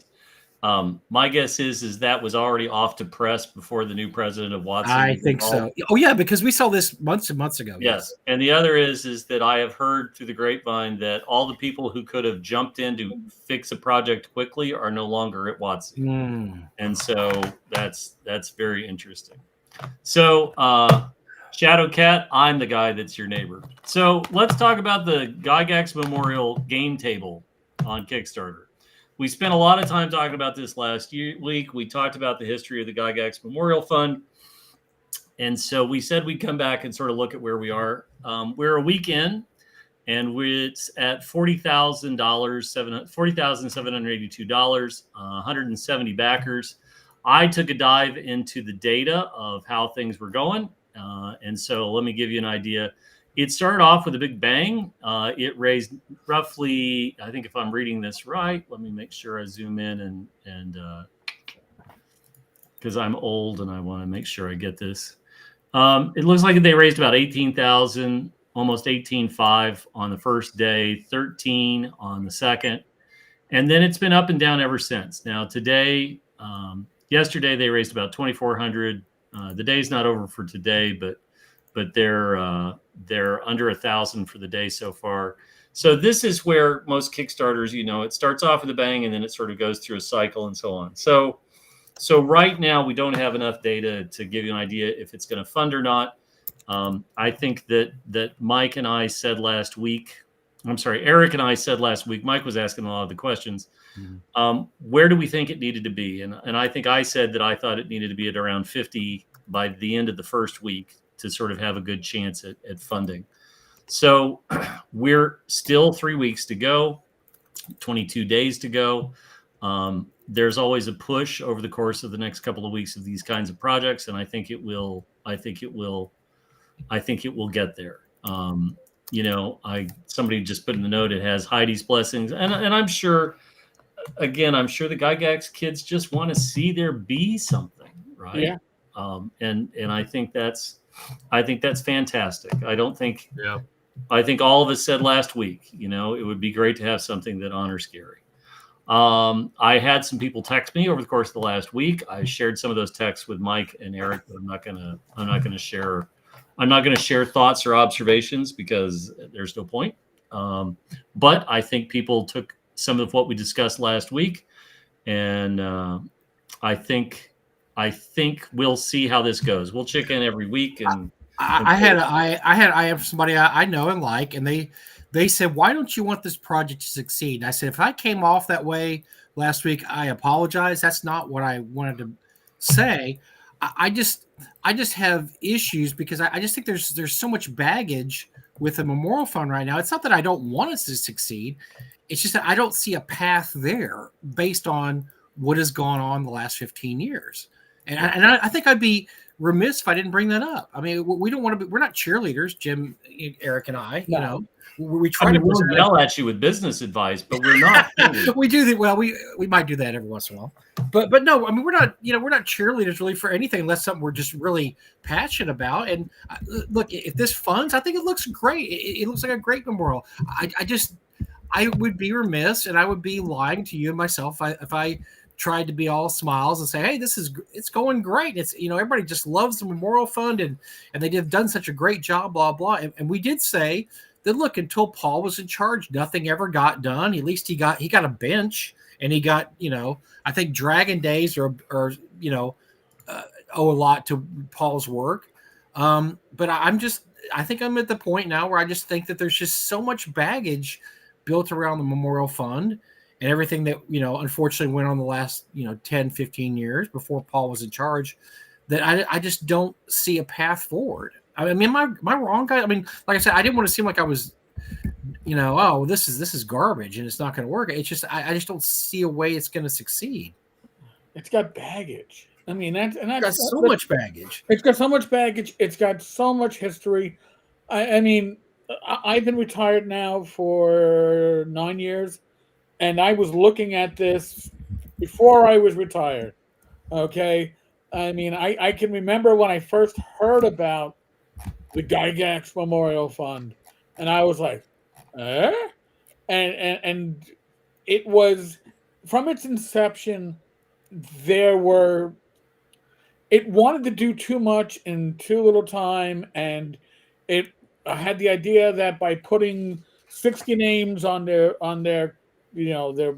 their board of creators, that somehow that would make it legitimate. And when many of those people had no idea they were listed as creative director or, I mean, it was ill-conceived in the beginning, I think. And I think it had no direction. Paul has given it direction. I give a lot of credit for that. And Paul has brought more clarity to the project. I just don't know if the numbers that they're looking for are doable. Honestly, I think 10 years ago, if Paul had stepped in, I think that there would have been momentum, but there's no momentum at this point.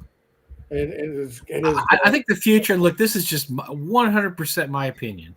I think the future for the fund is smaller maybe 30K projects, stuff that can get done, stuff that you can find enough passionate people to donate money to that can actually get done. And I, in the future, my advice, like I said, is worth probably nothing, but just my advice would be to stick to smaller 20K, 30K projects. We all know and we love Gary, and the whole Gary Con is a monument to Gary. And look, I went to Egg Con this summer, and I was taken on a tour of the city and saw all the really pertinent buildings and locations there. And it's just an amazing. There's just here's Gary's grave, here's his house, here's Sheridan Springs. I mean, it's just amazing. The whole town is like a memorial to Gary, really. Even though the town resisted for a long time being associated with the Gygaxes and with TSR and with D&D, it's still a part of the town. And so, just having the bench there and having little monuments there, having the brick at the pond there, that's all stuff that I think most fans are happy with, and they think it's very cool to have. I don't think we tried to be negative last week. I don't think somebody in the comments says we came off as a bit negative. I think the problem is that the first 10 years of the Memorial Fund's existence gave us a lot to be negative about. Yeah. I think that I held up my copy of Cheers Gary last week, and it's interesting because I had a bunch of people reach out to me and say, I've never seen one. I didn't know this existed. And truthfully, it's a book that should have been in print from the time they did the first printing, and they should have just done second and third and fourth printing. I think that we have watched over the last 10 years and really wished for something better to have happened. Or, I'm sorry, the first 10 years of the Memorial Fund, we all wanted to see better things happen. And so, burn me once, shame on you, burn me twice, shame on me. But it's not the same management of the Memorial Fund. Paul's taken over. Paul's the president. Paul's the one who's gotten all the things that have happened so far to be done. And I'm very happy to see those things. I think if there's negativity, I think it's mostly because we've all had our fingers burned.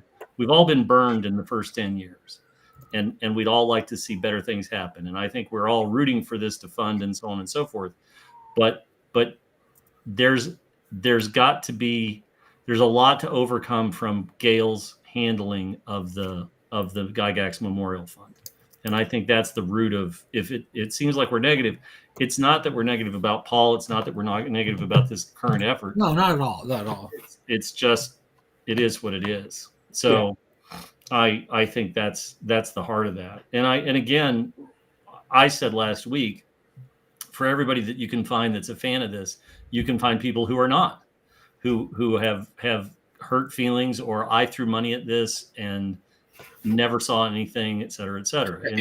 And North Texas, we donated $1,000 to the fund way back when. I'm not over. You don't see me overly mad about that. I'm not, granting about that. It was something Doug and I did that we thought would be good. Nothing came of it. Well, sometimes that happens. We're not overly upset about this, but I would, I think anybody, if they sat down after this is over, and I don't think it'll fund now. I don't think it has momentum necessary. But after this is over, you can sit down and do an honest appraisal. And I think that you could probably come up with 5-10 projects that fall within the scope of something that's affordable and is not, that big a buy-in as $150,000 buy-in that we have here. And I think if you found some smaller projects like the park bench, which, it's just a park bench, yes, but it's cool. I went and saw it. I sat on it. I had a picture taken on it. It's got the plaque on it. I think that's the kind of thing they need to concentrate on. I think Dragon Days is cool. I talked to a friend of ours, Kim George, who went to Dragon Days, and, they had a great time was had by all. It's a fun little celebration. It's really the only thing that the city itself does for Gary and the Gygax family. Gary Con is obviously put on by the kids, and there's a few other events that happen, but they're not explicitly sponsored by the city. Dragon Con's very cool. It's a cool memorial to Gary. It's for people, they get pretty good traffic. From what I understand with Kim, it had pretty good traffic there, and people were there, celebrating Gary. maybe it's just not going to be the big giant thing that everybody, it's kind of like Watsy a few years ago saying this is an under monetized, brand.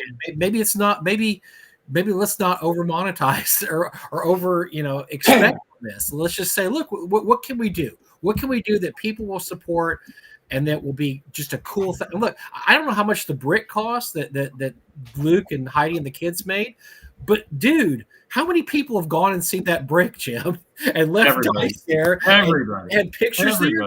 Yes, everybody goes. It's just a brick. It's a brick, and it's by the pond, and everybody goes there. They take their pictures doing this, and they throw their dice on it. And you could certainly do something bigger than a brick, but not maybe as big as a gigantic gaming table. There would be somewhere in that sweet spot, I think. So I have a really funny Margaret Weiss story this week. I have a great scorching Margaret Weiss story this week. Somebody posted on Twitter and said, "Do any of you have any advice for running Dragonlance using 5e?" Oh boy. And Margaret Weiss replied with one word, Don't. I knew it. I mean, and Margaret has a real flair for drive-by shootings, right? Like this one was spot on, right? And I just howled. I thought that was just great. I really, really enjoyed that. So are you going to go to FlatCon? FlatCon's our local gaming convention that's coming up this weekend. I will probably, I've never been to FlatCon. I know where it is. I'll probably go by. I really should get like 6 tables at FlatCon and sell half of the stuff I have piled up in my closet. But, because that would put a small dent in it. But I'll probably stop by FlatCon. I don't think they let me bring the dog, so the dog goes with me everywhere. We'll see. Speaking of cons, I saw that our resident auctioneer extraordinaire Jim will be a special guest at WizardCon. Yes, well, they also labeled that I'm a vlogger now, so that's a well, you are. Vlog. Wow. Well, tell us about this vlog. I want to write down. Now, what's the address of this vlog you use? I've never heard of it. So I thought I alluded to this last week, but so I'll be at WizardCon next year in April, at the end of April, and so there's going to be an auction. There's going to be a raffle. But one of the interesting things that's going to come out of it, and so Mike and I have talked about this for a while. It's too late to do it for GameholeCon, but I'm going to actually have at least a couple of hours of a panel on collecting and managing collections and so on. And so all the advice that we always offer on this show, and talk about not inflicting your collections on your loved ones when you die, and so on and so forth. But I'm going to have sort of a round robin. I've told them that, that one of the things that I would like to do is to do this, because I think that where Mike and I are at conventions, I think that now needs to be a regular thing, right? Because we need to talk about collecting. And just because you have something that has mold on it that you treasured, it may not be as valuable as you think. But if you do have something that's spectacular, talk about slabbing, answer questions about this stuff. But also just drive home have you got an Excel sheet? Because if you really have some collectibles, you need an Excel sheet. How much do you think my wife wants to deal with this? That would be zero. If it could be measured in negatives, we'd have to measure it in negatives. So negatives. Science cannot measure the amount of interest your wife has for your stuff is too small to be measured by human science. She's an engineer. I don't think a proof or theorem exists that could show her lack of interest in that. Well, I was going to tell you, I was talking to Eric before the show, Jim. I think I'm going to go to WizardCon. It's I looked at it's the end of April. I'm not doing anything until North Texas. That's right. Everybody's got a chance to recover from GaryCon. Yeah. The weather should be good. It's Battle Creek is 16 hours away, just as far as Lake Geneva. So that's 2 8-hour days for me driving. I'm looking at coming. I wonder how close Battle Creek is to people who make Arduin. I wonder. If it's 16 hours for me, it's got to be shorter, right? Something, Jim. I'm throwing those mental waves out there where they land. I have no idea what purchase they will find. So let's see. So other stuff that came up this week. But yeah, I'll be at WizardCon, and Don, that he and I had a really great chat. I also put him in touch with Gary from North Texas. He really wants to emulate North Texas in Battle Creek, Michigan. I think that's a great idea. I think it's a fabulous idea, and we've said before that North Texas is a great model to follow, and so on and so forth. So we'll see how it goes. Well, if you don't want to get any bigger or make any money, it's a great model to follow. Oh, Apparently, if you drive through Canada, it's only a 6-hour ride. That's half the trip from New York City. It took me 13 hours. Just saying. Just saying. wow. That was for you, George, in case you didn't get you. I'm driving. I'm going to drive. New York is a 7-8 hour drive. Poor George. George has turned out to be the whipping boy tonight. This is terrible. so I know. Usually I'm the one, talking, and I'm getting hammered here, Jim. Oh yeah, well, we love you, George. That's the problem, right? But I really did think about getting a bald wig and the cigarette holder and doing the whole thing as Hunter S. Thompson tonight, and I was told no. So, Well, you weren't told no by us. So all right. Before we get into sort of how we end the show, George and Dave, number one, congratulations on an unbelievably successful Kickstarter so far. Thank you. Number two, thanks for having higher standards than even the larger companies that are out there producing this schlock that drives us all crazy. Thank you. Yes, thank you.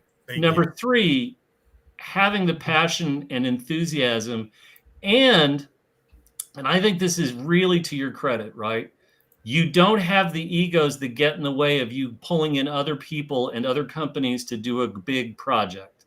And we didn't talk about that earlier, but I have to say to you, this is an industry filled with people with egos that rooms cannot hold. Yes. Yeah. And aircraft hangars cannot hold. And the 2 or 3 surviving dirigible hangars cannot hold. And having the being grounded and understanding that what you're trying to do is bring something to the audience that brings all these wonderful things together, and letting your egos just stay out of the way.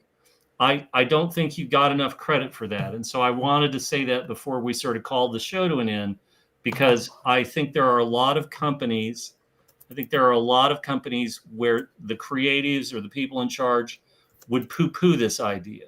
And instead, what I think you really have is you have a box that is more exciting than a lot of the stuff that I keep getting emails about, that I keep seeing. It's not a retread. Yes, it has a reprint in it, but it is not the 5th or 6th printing of the same product from the last 10 years. And I think you've really got something amazing going on there. Thank you. I posted the private chat an exchange I just had with somebody who just backed your project, and I can't repeat what they said, but let's just say they were very, it might involve the artwork. They involved the artwork, and they were very enthusiastic. They're all in. And they were all in once they knew you were going to use the original artwork. I just saw that, Mike. That's awesome. And I want to say it's been a pleasure, Matthew Tapp from Barrels and Borderlands. It was excellent. I'm glad, we met him. I got to give a little shout out to Mark, who's local, who knows us, who's been a big supporter. Him and Griff were the two. Mark, one of the main ones to get us connected with Matthew Tapp. That young man has a lot of potential. I think he's going to be one of the up and coming in this industry. I just want to state that. I could see his passion, the group of people has. He runs games with 30 people. He goes to Green Dragon store in South Carolina where he lives, and he has an open game and people come. He'll run multiple systems at the same time. Lots of players. Game of games, which is another thing we will have to come on again to talk about, and we'll bring Matt on. I'd love to do that. Hey, I'd like to throw this in real quick there, George. Doesn't Matt drive out of his way quite a few hours to pick someone up? Yes. Just to go game and then take them back?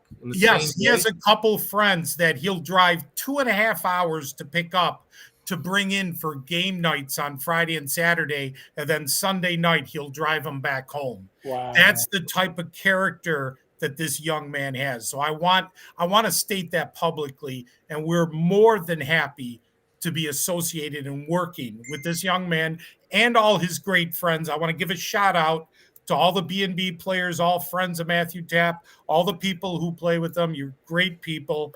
And I also want to say with Griff Morgan, he has been with us. Griff, we've had a relationship with. We met him at Gary Con 3 years ago in 2022, and we've developed a very good relationship. And he's been working with us, and I think I've mentioned this to everybody. We've been doing an interview series of Dave Hargrave's former players, relatives, and even industry people who have talked about how Arduin has influenced them. We even have 2 D&D Dungeons and Dragons designer editions that Arduin was a big influence to them for D&D in the last 20 years. I can believe that. And we have others who've talked about how Arduin has influenced even some other big personages in the industry. So Griff has been awesome. He's been doing those interviews. He's been helping us, and we love the relationship we have. But to the point, Jim, when you said about working with people, these are really good people to work with, and it's been a pleasure. And we wanted to do something, to kind of bring something special. I believe this is the first time. I'm just saying, I believe it's the first time you see 3 companies together on a Kickstarter in the industry. So it is historic. I can't say 100%, but I'm 99%. I haven't seen anybody, right? Eric, I don't recall. I really don't. I don't. No, but we really appreciate it. It's been a pleasure. We love everybody who's supporting us. We're going to keep being passionate.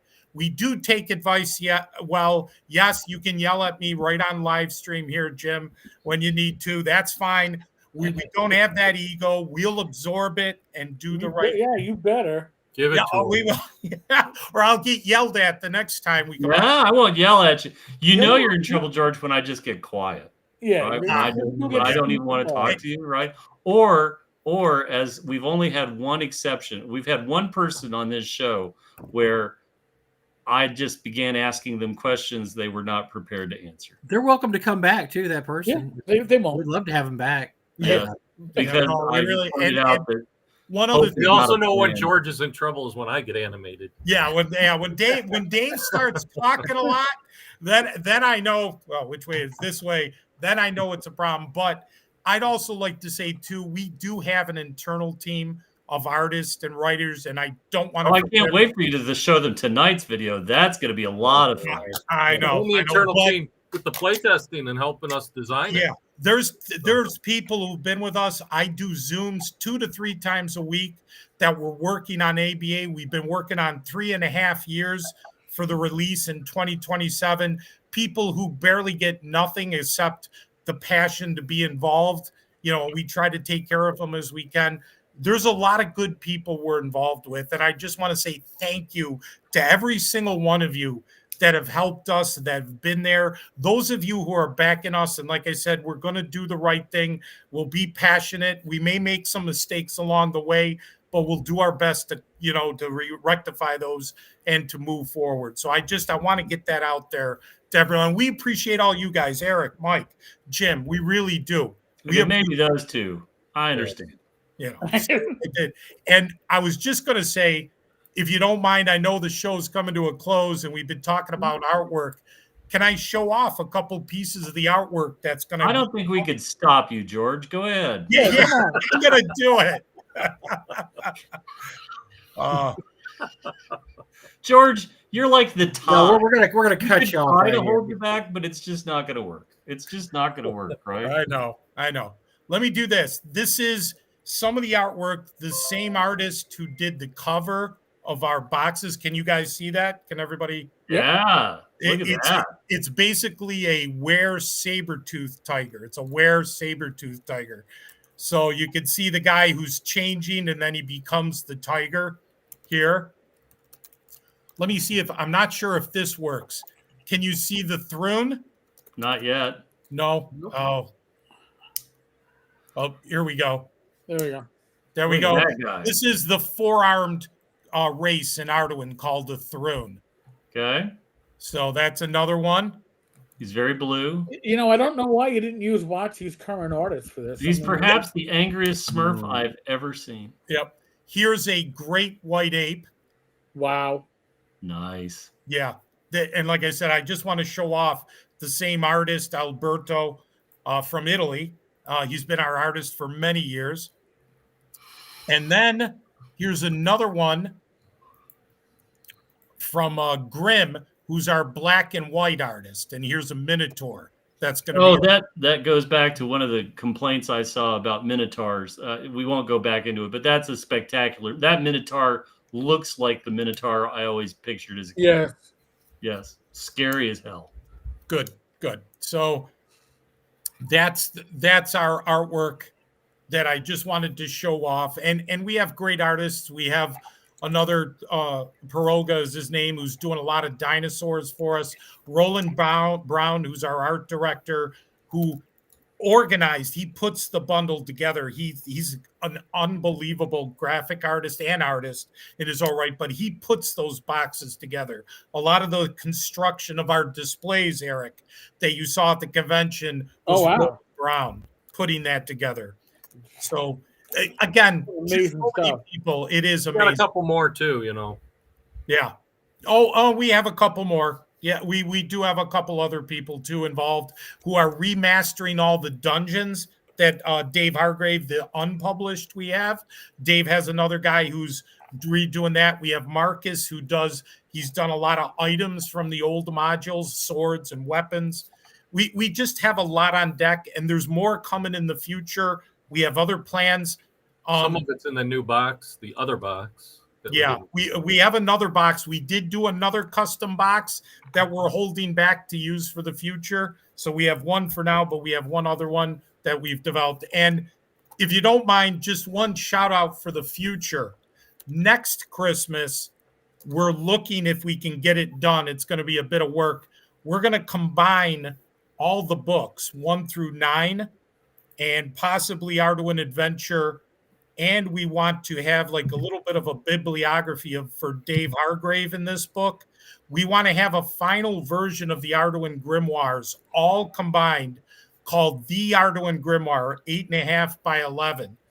And I just want to say we've got 100% commitment from Earl Otis to do the front and back cover. He was very the cool. original artist. He was the original artist in 1977, and he's going to be the final artist for the last version of the Arduin Grimoires in our lifetime. So and completely compatible with everything that comes in this box set too. You should think about a big slipcase. You should think about a big slipcase. Yeah.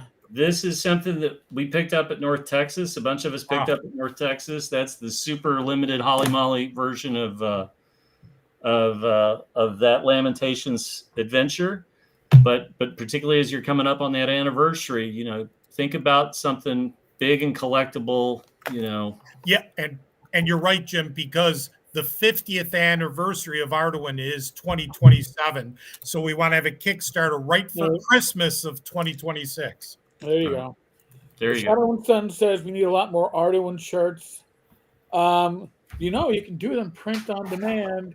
You can have an online shop, a little extra money for the company. Just go out there. You don't have to found a place. There you go. I mean, I'm just saying that's just free money, because you know there are people like Shadow, there are people like me, Mike, Jim, that would love to rock that at a con. And yes. You may be some uncensored artwork. Just a thought, right? Yeah, for little, like, you know, there's certain little trolls that we know that we love them. Yeah. Okay, Mike, what CDs you got this week, buddy boy? I have. Well, here's a couple of new ones. I have David Bowie's Scary Monsters. It's not one of his best known albums, but all the songs are pretty good. This came out right before he got really huge with Let's Dance. This is the album before Let's Dance. It's a really good album. This is the Ryko disc collection. It had a bunch of extra songs on the back.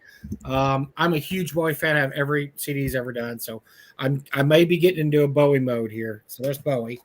Neil, somebody that Jim's turned out does not appreciate. Neil Young after the Gold Rush. Very, very. There's not a lot Neil of rock Youngish. on here. It's more of a slow, kind of like guys sitting around a parking lot or a fire singing songs. So Jim would hate that.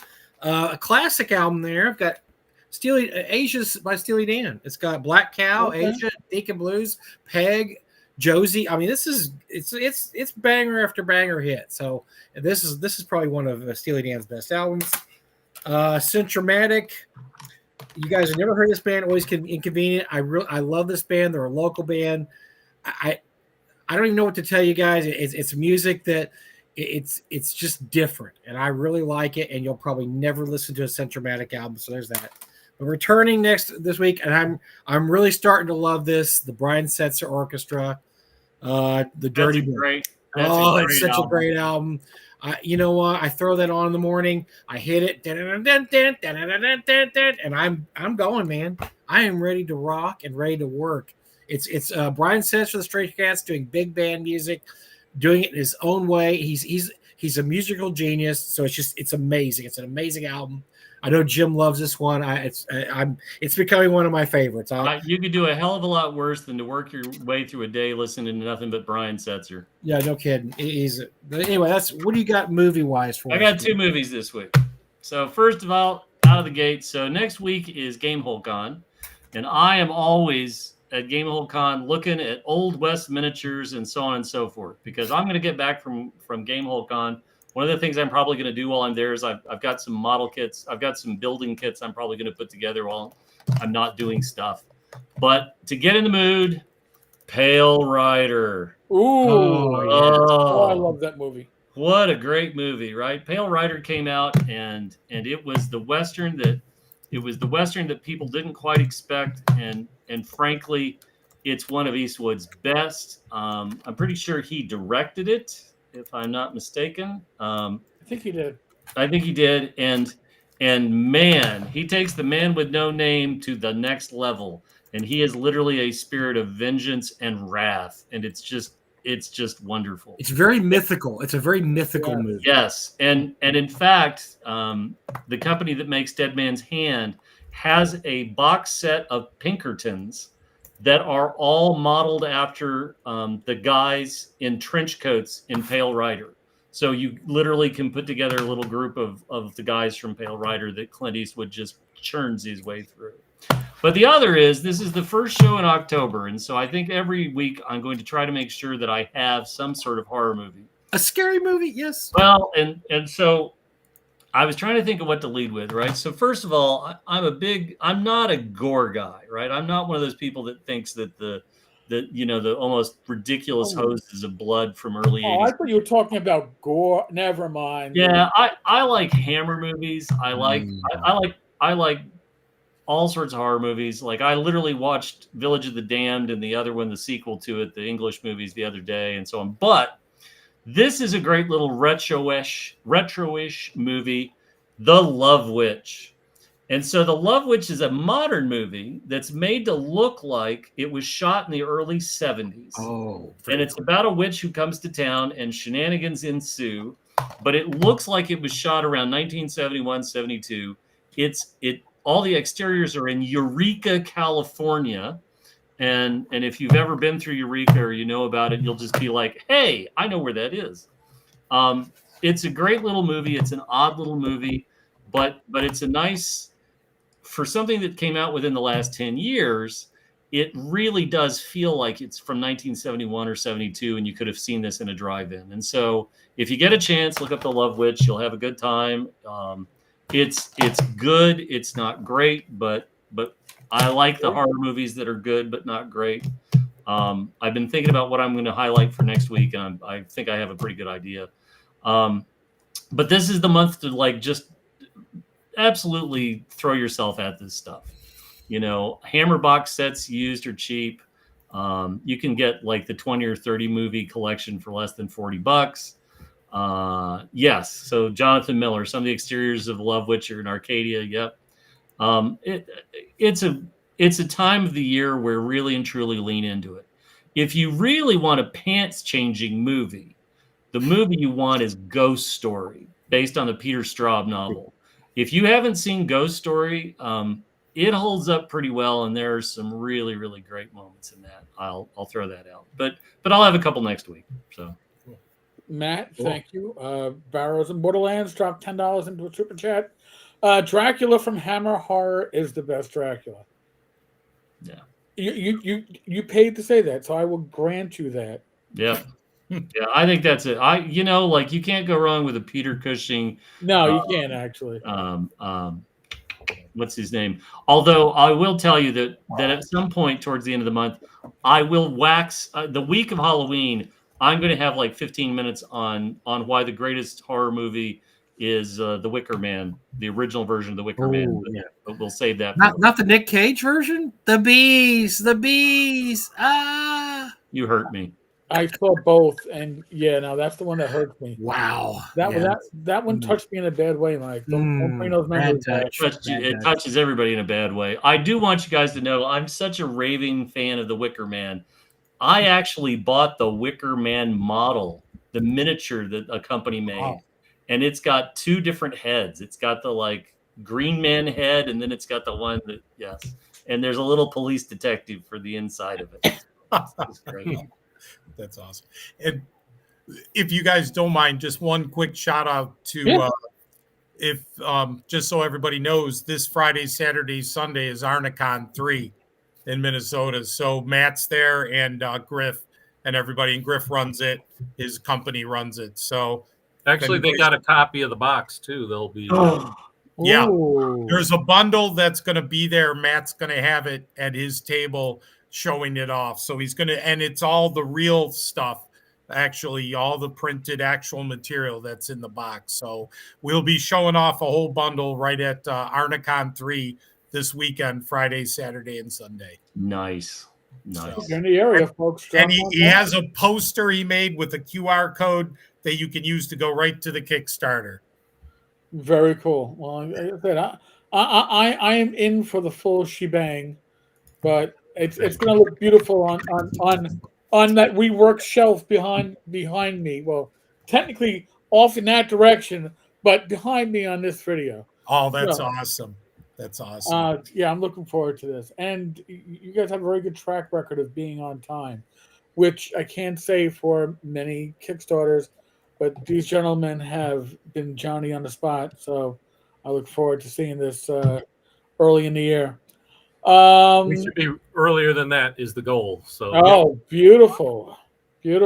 That's George, Dave, thank you so much. I really do appreciate it. Thank you. Thank you. Fun hanging with you, gentlemen. If I don't see you guys in person before CNY, I'm sure we'll probably find a reason to bring you guys back in any case. My once a week work spouse, Mike, thank you. Jim, as always, thank you. Thank you to Matt for dropping a little cold hard cash on our channel. Next live stream, folks, is tomorrow night. There's at least three more this week. Just tune in at 8:00. You'll find me around here. That's cool. The easiest way to say it. All right. God bless. Good night. Thanks,